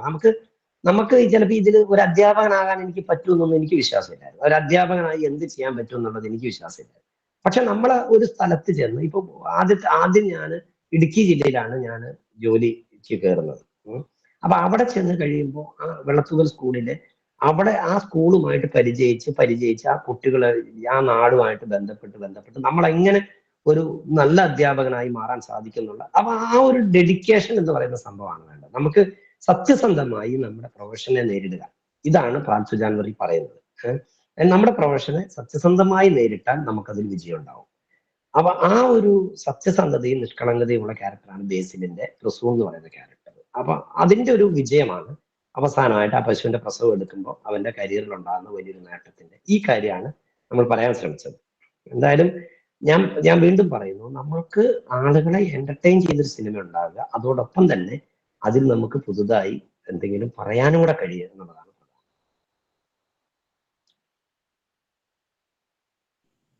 സാർ നമസ്കാരം. എന്റെ നമസ്കാരം. രാമച്ചി കഥയുമായി ബന്ധപ്പെട്ട എന്റെ ഒരു ചോദ്യം. എന്റെ വായനയിൽ തോന്നിയ ചെറിയൊരു സംശയമാണ്. ഈ ഓക്കെ കഥയിൽ ഓക്കെ പലയിടത്തും ഒരു പ്രതീകം എന്ന നിലയിൽ മഞ്ഞ നിറം വരുന്നുണ്ട്. അതൊരു പൂവായും മറ്റും കടന്നു വരുന്നുണ്ട്. ഈ പ്രദീപൻ ഓക്കെ ഓക്കെ കാട് അതെ കയറുമ്പോഴാണെങ്കിലും മല്ലികയുടെ പ്രസവ സമയത്താണെങ്കിലും അവസാനം ഈ ചെറുകഥ അവസാനിക്കുന്ന സമയത്ത് ഒരു മഞ്ഞപ്പൂവ് വന്ന് വീഴുന്ന കൂട്ട് വാക്യം ഞാൻ കൃത്യമായിട്ട് ഓർക്കുന്നില്ല. ഞാൻ ആ ഓക്കെ ഓക്കെ ഒരു മഞ്ഞപ്പൂ വന്ന് വീഴും. വായിച്ചതാണ്. അപ്പം ഈ മഞ്ഞ സാറ് ബോധപൂർവം സൃഷ്ടിച്ചതാണോ അതോ ഇതൊന്ന് അറിഞ്ഞാൽ കൊള്ളായിരുന്നു. വളരെ നാളെ കൊണ്ട് മനസ്സിൽ കിടക്കുന്ന ഒരു ആഗ്രഹമാണ്. ഞാൻ ഓക്കെ ചോദിച്ചു. ഓക്കെ സന്തോഷം. എന്തായാലും രാമച്ചി വായിക്കുകയും ഇത്ര നാളത് മനസ്സിൽ സൂക്ഷിക്കുകയും ചെയ്യുന്നുണ്ട്. സന്തോഷം. രാമച്ചി എന്ന് പറയുന്ന കഥ ഞാൻ ആർളം ഫാം സ്കൂളിൽ വർക്ക് ചെയ്യുമ്പോൾ എഴുതിയതാണ്. ആർളം ഫാം എന്ന് പറയുന്നത് നിങ്ങൾക്ക് അറിയായിരിക്കും. ഇപ്പൊ എപ്പോഴും ആന ഇറങ്ങി പ്രസിദ്ധമാണ് ആർളം ഫാം എന്ന് പറയുന്നത്. അപ്പം ആ ആർളം ഫാമിന്റെ നടുക്ക് പൂർണ്ണമായും ട്രൈബ്സിന് മാത്രമായിട്ടുള്ള സ്കൂളുണ്ട്. അവർ മാത്രം പഠിക്കുന്ന ഒരു ട്രൈബ്സ് മാത്രം പഠിക്കുന്ന ആ സ്കൂളിൽ ഞാനൊരു 2 വർഷത്തോളം വർക്ക് ചെയ്തു. ആ സമയത്താണ് ആർളം ഈ നമ്മുടെ സ്കൂളിന്റെ ആർളം സെറ്റിൽമെന്റിനോട് ചേർന്ന് തന്നെയാണ് ആർളം വൈൽഡ് ലൈഫ് ഉള്ളത്. അപ്പൊ ആ വൈൽഡ് ലൈഫിലൂടെ അങ്ങനെ കാട്ടിലൂടെ ഉള്ളിലേക്ക് പോയാൽ നമുക്ക് രാമച്ചി എന്ന് പറയുന്ന മനോഹരമായ ഒരു വെള്ളച്ചാട്ടത്തിൽ എത്തിച്ചേരാൻ പറ്റും. അപ്പം ഞാൻ അങ്ങനെ പോയിട്ടുണ്ട്. അവിടെ ഒന്നും കാട്ടിലൂടെ അങ്ങനെ പോയിട്ടുണ്ട്. അപ്പം ഞാൻ അപ്പൊ ആ സ്കൂളിൽ വർക്ക് ചെയ്യുമ്പോഴാണ് എനിക്ക് മനസ്സിലായ ഒരു കാര്യം. നമ്മൾ അതുവരെയുള്ള സാഹിത്യകൃതികളിലൊക്കെ നമ്മൾ പരിചയപ്പെടുന്ന ട്രൈബ്സ് എന്ന് പറയുന്നവര് ഭയങ്കര ദുഃഖവും ദുരിതവും ഒക്കെ പ്രശ്നങ്ങളും അവരുടെ ഭയങ്കര ദാരിദ്ര്യവും എന്തൊക്കെയോ ആ ഒരു ഡാർക്കാണ് അവരുടെ ലൈഫ് നമ്മൾ സാഹിത്യത്തിലൊക്കെ കാണുന്നത്, സിനിമയിലൊക്കെ കാണും. പക്ഷെ എനിക്ക് അവിടെ തോന്നിയത് ഏറ്റവും സന്തോഷകരമായ ഭയങ്കര ഭയങ്കര രസകരമായി ജീവിക്കുന്ന നമ്മൾക്ക് അവർക്ക് സംതൃപ്തിയോടെ അവരെല്ലാം സംതൃപ്തിയോടെ ജീവിക്കുന്നവരാണ്. അല്ലാതെ അവർക്ക് വേറെ പ്രശ്നങ്ങളില്ല. അങ്ങനെ ഒരു പ്രശ്നങ്ങളോ കാര്യങ്ങളോ ഒന്നും ഇല്ല അവർക്ക്. അവരെ സംബന്ധിച്ചില്ല. അവരെ ഉള്ള കാര്യം കൊണ്ട് സംതൃപ്തമാണ്. അപ്പൊ അവരുടെ ഒരു പ്രണയ കഥ പറയുക എന്നുള്ളതായിരുന്നു രാമച്ചി എന്ന് പറയുന്ന കഥ എഴുതുമ്പോഴുള്ള എൻ്റെ ഒരു ലക്ഷ്യം എന്ന് പറയുന്നത്. അവരുടെ പ്രണയം എന്താണെന്ന് പറയാം. അങ്ങനെ മല്ലികയും പ്രദീപനും തമ്മിലുള്ള ഒരു പ്രണയ കഥ, അതാണ് രാമച്ചിയിൽ പറയാൻ ശ്രമിച്ചത്. അപ്പം എനിക്ക് മഞ്ഞ നിറം എങ്ങനെ വന്നെന്ന് ചോദിച്ചാല്, ഞാൻ ആ കാട്ടിലൂടെ സഞ്ചരിക്കുമ്പോഴും പിന്നെ ഈ രാമച്ചി വെള്ളച്ചാട്ടം കാണുമ്പോഴും ഒക്കെ ഒരു അത് കാട്ടുപൂവാണെന്ന് തോന്നുന്നു കുറെ മഞ്ഞപ്പൂവുകളുടെ ഒരു ആധിക്യം അവിടെ ഉണ്ട് ശരിക്കും പറഞ്ഞാൽ. പിന്നീടാണ് എനിക്ക് മനസ്സിലായത് ഈ മഞ്ഞ ഒരു മരം കാടിനെ നശിപ്പിക്കുന്ന ഒരു മരം കൂടെ ഉണ്ട് അതിനകത്ത് മഞ്ഞപ്പൂവുകളുണ്ട്. അപ്പൊ നമ്മൾ ആ പരിചയിച്ച ഒരു നിറം, അപ്പം അവിടെ ആ കാണുന്ന കൂടുതലായി നമ്മുടെ മനസ്സിൽ തങ്ങി നിന്ന ഒരു നിറം മഞ്ഞയാണ്. അതുകൊണ്ടാണ് മഞ്ഞമുത്തി എന്ന് പേരിടുകയും മഞ്ഞപ്പൂവുകൾ ഉണ്ടാവുകയൊക്കെ ചെയ്യുന്നത്. കാരണം രാമച്ചി വെള്ളച്ചാട്ടത്തിൽ കാണാൻ പോയ എൻ്റെ അനുഭവത്തില് അവിടെ മുഴുവൻ ഒരു മഞ്ഞപ്പൂവുകൾ നിറഞ്ഞു നിന്ന ഒരു കാഴ്ച കണ്ടു. അതാണ് ശരിക്കും പറഞ്ഞ ആ മഞ്ഞയിലേക്ക് എത്തിച്ചേർന്നത്. എന്തായാലും അവരുടെ പ്രദീപിന്റെയും മല്ലികയുടെയും പ്രണയത്തിന്റെ നിറം മഞ്ഞയാണ്. അങ്ങനെയാണ് എനിക്ക് തോന്നിയത്. സാർ നന്ദി. ഇത് വളരെ നാളായിട്ട് മനസ്സിൽ കിടന്നൊരു സംശയമായിരുന്നു. സന്തോഷം. എനിക്കത് വായിച്ചെന്നറിഞ്ഞതിൽ സന്തോഷം. സാധാരണ ഞാൻ ഈ ഇത്തരം പരിപാടികൾക്കൊക്കെ പോകുമ്പോഴേ നമ്മൾ ചുരുളി അല്ലാതെ അതിനപ്പുറത്തേക്ക് വേറെ ഒരു കാര്യം ആരും വായിച്ചിട്ടോ ഉണ്ടാവില്ല. അങ്ങനെ നമ്മൾ ചോദ്യങ്ങൾ വരാറില്ല. ഇവിടെ ഇത്രയും ചോദ്യങ്ങൾ ഇപ്പം പുച്ചിനെ പറ്റിയും രാമച്ചിയെ പറ്റിയും ഒക്കെ ചോദ്യങ്ങൾ വരുന്നതുകൊണ്ട് സന്തോഷമുണ്ട്. നമസ്കാരം സാർ, കേൾക്കാൻ കഴിയുന്നുണ്ടോ? നമസ്കാരം. കേൾക്കുന്നുണ്ട്. എന്റെ പേര് ജോബ് എന്നാണ് സാർ. ഞാനും KCTയിലെ ഒരു വിദ്യാർത്ഥിയാണ്. എന്റെ ചോദ്യം ഈ ഒരു പുസ്തകവുമായിട്ട്, അങ്ങയുടെ കരിക്കോട്ടക്കരി എന്ന് പറയുന്ന ഒരു പുസ്തകവുമായിട്ട് ബന്ധപ്പെട്ടുള്ളതാണ്. അപ്പം പുസ്തകവുമായിട്ട് ബന്ധപ്പെട്ട് തന്നെ അതിനകത്ത് ഈ ഒരു അരികുവൽക്കരിക്കപ്പെട്ട ഒരു ജനതയുടെ കഥ, ഒരു ജനതയുടെ അല്ലാതെ ഇറാനിമോസ് എന്ന് പറയുന്ന ഒരു മനുഷ്യൻ അനുഭവിക്കുന്ന അധികാരവർഗത്തിൽപ്പെട്ട ഒരു കുടുംബത്തിൽ ജനിച്ചിട്ട് പോലും ഈ നിറത്തിന്റെ പേരിലും അല്ലെങ്കിൽ ഈ പറയുന്ന ആ പ്രദേശത്തിന്റെ പേരിലും അകറ്റി നിർത്തപ്പെടുന്ന ഒരു മനുഷ്യനായിട്ട് അതിനകത്ത് ചിത്രീകരിക്കുന്നുണ്ട്. അപ്പൊ അത് ഈ കാലഘട്ടത്തിൽ ഉണ്ടാകുന്ന അധികാരവർഗത്തിലാണെങ്കിൽ പോലും ഈ കാലഘട്ടത്തിൽ ഉണ്ടാകുന്ന ഈ മാറ്റി നിർത്തപ്പെടലുകൾ, അരികുവൽക്കരിക്കപ്പെടലുകൾ, അതെങ്ങനെയാണ് അങ്ങിപ്പോഴും നോക്കി കാണുന്നത്? ഈ സമൂഹത്തിന്റെ ഒരു ചിത്രത്തില് എങ്ങനെയാണ് നോക്കി കാണുന്നത് ഇപ്പോഴും? തീർച്ചയായിട്ടും. നമ്മൾ ഈ 2014 രാമച്ചി എഴുതുന്നത്, കരിക്കോട്ടക്കരി എഴുതുന്നത് 2014. അത് കരിക്കോട്ടക്കരി എന്ന പേര് തന്നെ ഒരു സ്ഥലം ഇവിടെയുണ്ട്. എൻ്റെ ഒരു 10-20 കിലോമീറ്റർ അകലെ ഒരു സ്ഥലമുണ്ട്. അപ്പം ഈ കരിക്കോട്ടക്കരി എന്ന് പറഞ്ഞ നോവൽ എഴുതുമ്പോൾ ഞാൻ ഈ ജാതി എന്ന സാധനം അഡ്രസ്സ് ചെയ്യുക എന്നതിനേക്കാൾ എൻ്റെ മനസ്സിലുണ്ടായിരുന്നത് നമ്മുടെ ചരിത്ര നിർമ്മിതി എങ്ങനെയാണ് എന്നുള്ളതാണ്. അത് ആ കരിക്കോട്ടക്കരി നോവൽ എഴുതാൻ ഇടയായ സാഹചര്യം പറഞ്ഞാൽ അത് വ്യക്തമാവുമെന്ന് എനിക്ക് തോന്നുന്നു. എന്ന് പറഞ്ഞാൽ നമ്മളുടെ കുടുംബം തിരുവിതാംകൂറിൽ നിന്ന് കുടിയേറി ഇവിടെ വന്ന ഒരു കുടുംബമാണ്, വെള്ളക്കട എന്ന് പറയുന്നത്. അപ്പൊ ഈ കുടുംബം അന്ന് വലിയ എൻ്റെ ഈ ചുറ്റുള്ളവരൊന്നും വലിയ സമ്പന്നത ഒന്നുമല്ല. നമ്മള് പണിയൊക്കെ എടുത്ത് അങ്ങനെ ജീവിക്കുന്നു. പക്ഷെ കുറച്ച് കാലം കഴിഞ്ഞപ്പോൾ കുറച്ച് സമ്പന്നൊക്കെ ഉണ്ടായി, കുറച്ച് പേർക്കൊക്കെ ഉണ്ടായി, കുറച്ച് പേർക്ക് രക്ഷപ്പെട്ടു. അപ്പൊ തീർച്ചയായിട്ടും ഒരു കുടുംബയോഗം വേണം എന്ന് പറയുന്ന ഒരു തീരുമാനമുണ്ട്. അങ്ങനെ അവിടെ ഇവിടെയൊക്കെ കിടന്ന് കുടുംബക്കാരെല്ലാം വിളിച്ചു ചേർന്ന് ഒരു കുടുംബയോഗം ഉണ്ടാകും. അപ്പൊ ഈ കുടുംബയോഗത്തിൽ വെച്ച് ഒരു കുടുംബ ചരിത്രം എഴുതാമെന്ന് ഞാൻ അത്യാവശ്യം മലയാളം ഭാഷയൊക്കെ ആയതുകൊണ്ടും അത് എഴുതുകയൊക്കെ ചെയ്യുന്നുണ്ട്. ഒരു കുടുംബ ചരിത്രം എഴുതിയാലോ എന്ന് ഒരു ഇത് വന്നു. അങ്ങനെയാണ് അപ്പൊ ഞാൻ ആലോചിച്ചു എൻ്റെ കുടുംബത്തിന്റെ ചരിത്രം എന്തായിരിക്കും. അപ്പൊ തോമാസ് ലീഗ ഇവിടെ വന്നു, നമ്പൂതിരിയായിട്ടുള്ള ആളുകളെ മാമോദിസ മുക്കിയിരുന്നു ഒക്കെ ഉള്ള ചരിത്രത്തിലാണ് അത് കൊണ്ട് കിട്ടേണ്ടത്. അപ്പൊ കൃത്യമായി പറഞ്ഞ നേരെ എൻ്റെ അപ്പൻ്റെ ആരാന്ന് അറിയില്ല. അതേസമയം ഏറ്റവും പൂർവ്വപിതാമഹൻ തോമാസ് ലീഗ ആയിരുന്നെന്നും മാമോദിസ മുങ്ങിയ ഒരു ബ്രാഹ്മണനാണെന്ന കാര്യത്തിൽ തർക്കമില്ല. ഇതാണ് നമ്മുടെ ചരിത്ര രചനയുടെ ഒരു രീതി. ഇത് എന്ത് എന്ന് അന്വേഷിക്കുകയായിരുന്നു ഞാൻ കരിക്കോട്ടക്കരിയിലൂടെ ചെയ്തത്. കരിക്കോട്ടക്കരിയിൽ ചെയ്യാൻ തീരുമാനിച്ച ഒരു കാര്യം, കേരളത്തിലെ ക്രിസ്ത്യൻ സമുദായത്തിലേക്ക് പരിവർത്തനം ചെയ്യപ്പെട്ടത് ആരായിരിക്കും കൂടുതൽ, ഏത് സമുദായത്തിൽ നിന്നുള്ളവരായിരിക്കും, ഏത് വിഭാഗത്തിൽ നിന്നുള്ളവരായിരിക്കും. ഈ ഒരു അന്വേഷണമാണ് ശരിക്കും ഇറാനിമോസ് നടത്തുന്നത്. അപ്പം നമുക്ക് ഞാൻ ആ അന്വേഷണം നടത്തി കഴിഞ്ഞപ്പോൾ നമുക്ക് പൂർണ്ണമായിട്ടും നമുക്ക് വസ്തുതകളെ തെളിവുകളെ വെച്ചൊക്കെ നോക്കുകയാണെങ്കിൽ കേരളത്തിലെ ഭൂരിഭാഗം എന്ന് പറഞ്ഞാൽ 99.999% ആളുകളും നമ്മൾ ഈ വലിയ മഹത്വമൊന്നും അവകാശപ്പെടുന്ന വലിയൊരു സാമുദായിക സ്ഥാനമൊന്നും ഉള്ളവരല്ല എന്നതാണ് യാഥാർത്ഥ്യം. അപ്പൊ അല്ല, അങ്ങനെ ഒരു വംശമഹിമ ആർക്കും തന്നെ അവകാശപ്പെടാൻ പറ്റില്ല കേരളത്തിൽ. കാരണം കേരളം കലർപ്പുകളുടെ, കാരണം ഈ സമുദ്രതീരം ഉള്ളത് കൊണ്ട് തന്നെ ധാരാളം വൈദേശികരായിട്ടുള്ള ആളുകൾ വരികയും ഒരു കലർപ്പുകളുടെ സമൂഹമാണ് കേരളം. ഇതാണ് ചരിത്രത്തിലെ യാഥാർത്ഥ്യം. ഈ ഒരു യാഥാർത്ഥ്യം പറയാനാണ് കരിക്കോട്ടക്കരി എന്ന നോവലോട് ശ്രമിച്ചത്. അപ്പം അതിനന്വേഷിക്കാനുള്ളൊരു കഥാപാത്രം വെളുത്ത പ്രതാപികളായ ആളുകളുടെ ഇടയിൽ ജനിക്കുന്ന, ആ ഒരു കുടുംബത്തിൽ ജനിക്കുന്ന കറുത്ത ഒരു മനുഷ്യൻ. അയാൾ എന്തുകൊണ്ട് താൻ കറുത്തുപോയി? ഈ അന്വേഷണം ശരിക്കും പറഞ്ഞാൽ കേരള ജനതയുടെ അന്വേഷണമാണ്, കേരള ജനതയുടെ ചരിത്രാന്വേഷണമാണ്. കേരളം പോലെ അനേകം സമൂഹങ്ങളിലെ നമ്മൾ ആഭിജാതർ എന്ന് വിളിക്കുന്ന അവരിൽ ഒറ്റപ്പെട്ടു പോകുന്ന മനുഷ്യന്റെ അന്വേഷണമാണ്.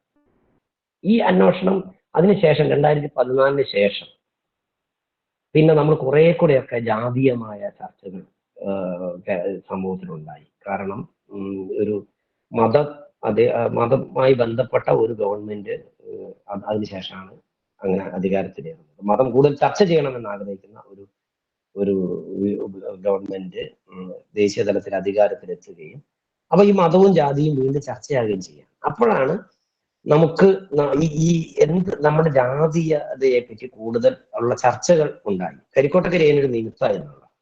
കരിക്കോട്ടക്കരി നോവൽ ഇറങ്ങിയതിന് ശേഷം അതിലെ വിഷയം ധാരാളമായി ചർച്ച ചെയ്യപ്പെടുകയും ഈ ഗർഭാപ്പസി പോലെയുള്ള കുറെ കാര്യങ്ങൾ വീണ്ടും ചർച്ചയിലേക്ക് വരികയും ഒക്കെ ചെയ്തു. അപ്പം ഇപ്പോഴും ഞാൻ വീണ്ടും പറയുന്നു, കഴിഞ്ഞ ദിവസം തന്നെ നമുക്കറിയാം നിറം ചർച്ച ചെയ്യുന്ന ഒരു സംഭവം ഉണ്ടായതറിയാമല്ലോ.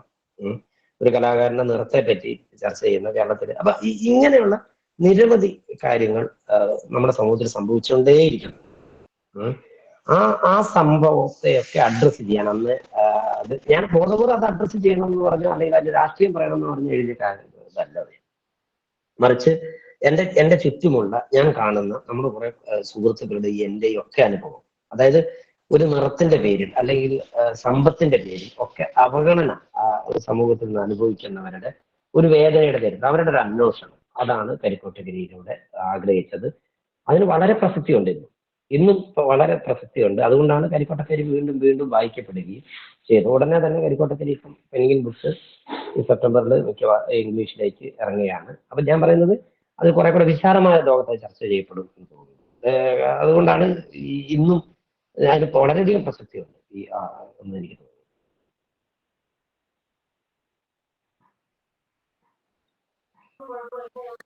ഒരുപാട് നന്ദി sir. Okay, thank you.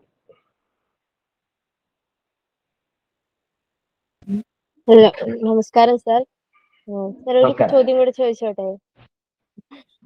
Sir ഒരു അധ്യാപകനായിരുന്നു, പാഠപുസ്തക കമ്മിറ്റിയിലൊക്കെ അംഗമായിരുന്നു. അപ്പൊ ഇന്നത്തെ വിദ്യാഭ്യാസ നിലവാരത്തെ പറ്റിയും പ്രത്യേകിച്ച് പാഠപുസ്തകങ്ങൾ ഉൾപ്പെടുത്തുന്ന പാഠഭാഗങ്ങളെയൊക്കെ പറ്റിയുള്ള സാറിന്റെ അഭിപ്രായം എന്താണ് ഒരു അധ്യാപകൻ എന്ന നിലയിൽ?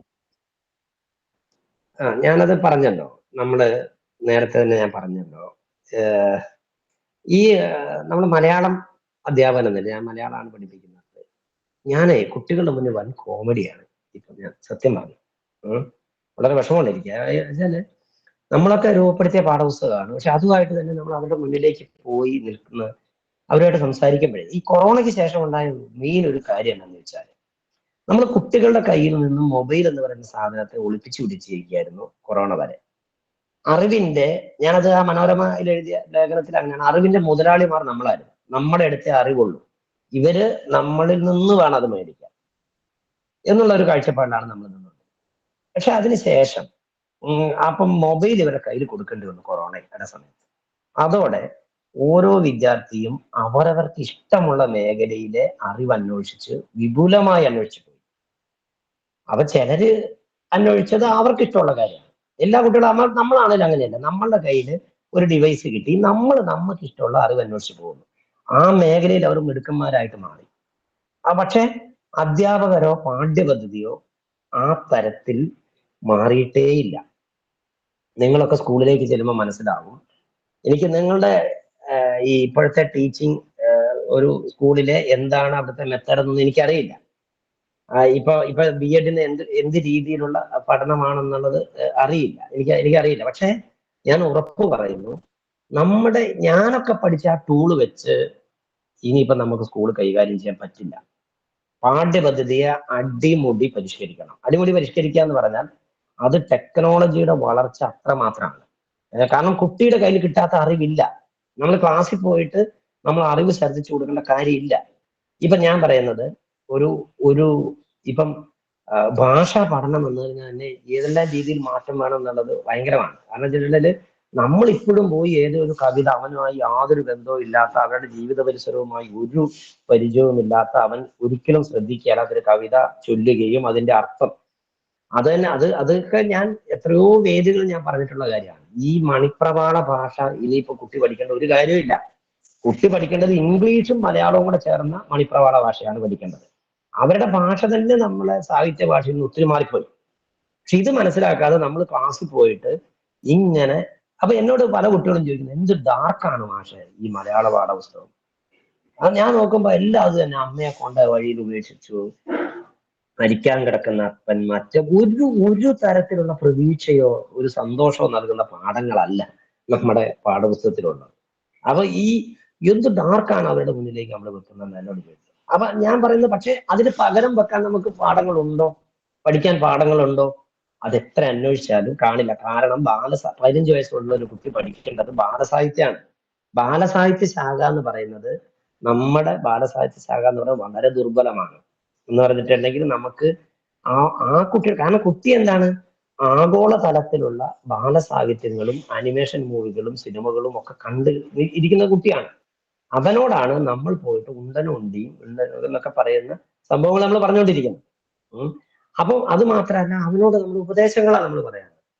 ഈ കുട്ടികൾക്ക് ഒരു തരത്തിലും കണക്ട് ചെയ്യാത്ത ഒരു പാഠ്യപദ്ധതിയും ഒരു മെത്തേഡും ആണുള്ളത്. ഞാൻ ഒരു ഉദാഹരണം ഞാൻ പറയാം. കഴിഞ്ഞ ദിവസം ഞാൻ ഇങ്ങനെ ക്ലാസ്സിൽ പോയിട്ട് ഒരു പാഠം പഠിപ്പിക്കാം 10ാം ക്ലാസ്സിലെ, അതായത് ജീവിതം എത്ര ഹ്രസ്വം, കല നാദി ദീർഘം എന്ന് പറയുന്ന, അതായത് ദാന്തയുടെ ഡിവൈൻ കോമഡിയിൽ ഒരു 2 വരി പ്രവേശകമായിട്ട് നമ്മൾ വെച്ചിട്ടുണ്ട്. അപ്പൊ ഞാൻ അതിനൊരു ഉദാഹരണമായിട്ട് ഞാൻ പറഞ്ഞത്, ജീവിതം വളരെ ഹ്രസ്വമാണ്. അപ്പൊ ഞാൻ എഴുത്തച്ഛന്റെ ഉദാഹരണമാണ് ഞാൻ പറയാൻ ഉദ്ദേശിച്ചത്. എഴുത്തച്ഛൻ വളരെ കുറച്ചു കാലം കൊണ്ട് ജീവിച്ചിരുന്നുള്ളൂ, പക്ഷെ അദ്ദേഹത്തിന്റെ കൃതികൾ എത്രയോ കാലമായി ജീവിക്കുന്നു എന്ന് പറഞ്ഞു. അപ്പൊ കുട്ടികൾക്ക് അത് മനസ്സിലാകുന്നേ ഇല്ല. അതേസമയം അപ്പൊ ഈ ആശയം ഞാൻ പറഞ്ഞപ്പോ അവർ പറഞ്ഞു, ടെൻഡാൻഷ്യൻ അല്ല സാറേ, ടെൻഡാൻഷൻ അതുപോലെയല്ല. അപ്പൊ എനിക്ക് സത്യം പറഞ്ഞാൽ ടെൻഡാൻഷൻ ആരാണെന്ന് അറിയില്ല. അപ്പോ പണ്ട് കാലത്താണ് നമ്മൾ ഇരിക്കട അവിടെ എന്ന് അറിയാം. അപ്പൊ ഞാൻ എന്ത് ചെയ്തു, മൊബൈൽ എടുത്ത് ഞാൻ അടിച്ചു നോക്കി സത്യത്തിൽ ടെൻഡാൻഷൻ ആരാണ്. അപ്പോൾ XXX ടെൻഡാൻഷൻ.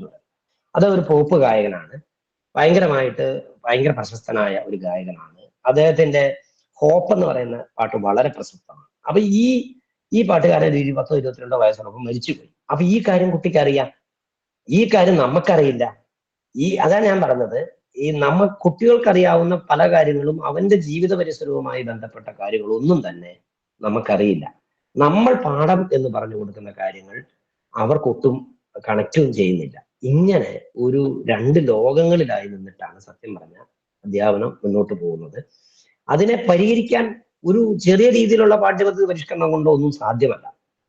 ഇതിന് ടെക്നോളജിയിലും വളരെ റിസർച്ച് ചെയ്ത്, വളരെ അഡ്വാൻസ് ആയ റിസർച്ച് നടത്തി, മൊത്തത്തിലുള്ള വളരെ വളരെ തലയുള്ള ആളുകൾ ഇരുന്ന് ആലോചിച്ച് പ്രാക്ടീസ് ചെയ്ത് ഉണ്ടാക്കിയെടുക്കേണ്ട ഒരു സിസ്റ്റം പരിഷ്കരിക്കേണ്ട കാലം വളരെ കടന്നു കഴിഞ്ഞു. അങ്ങനെ പരിഷ്കരിച്ചെടുത്തെങ്കിൽ മാത്രമേ നമ്മുടെ വിദ്യാഭ്യാസ സമ്പ്രദായം മുന്നോട്ട് പോകൂ എന്നാണ് എൻ്റെ അഭിപ്രായം. Thank you sir. Thank you.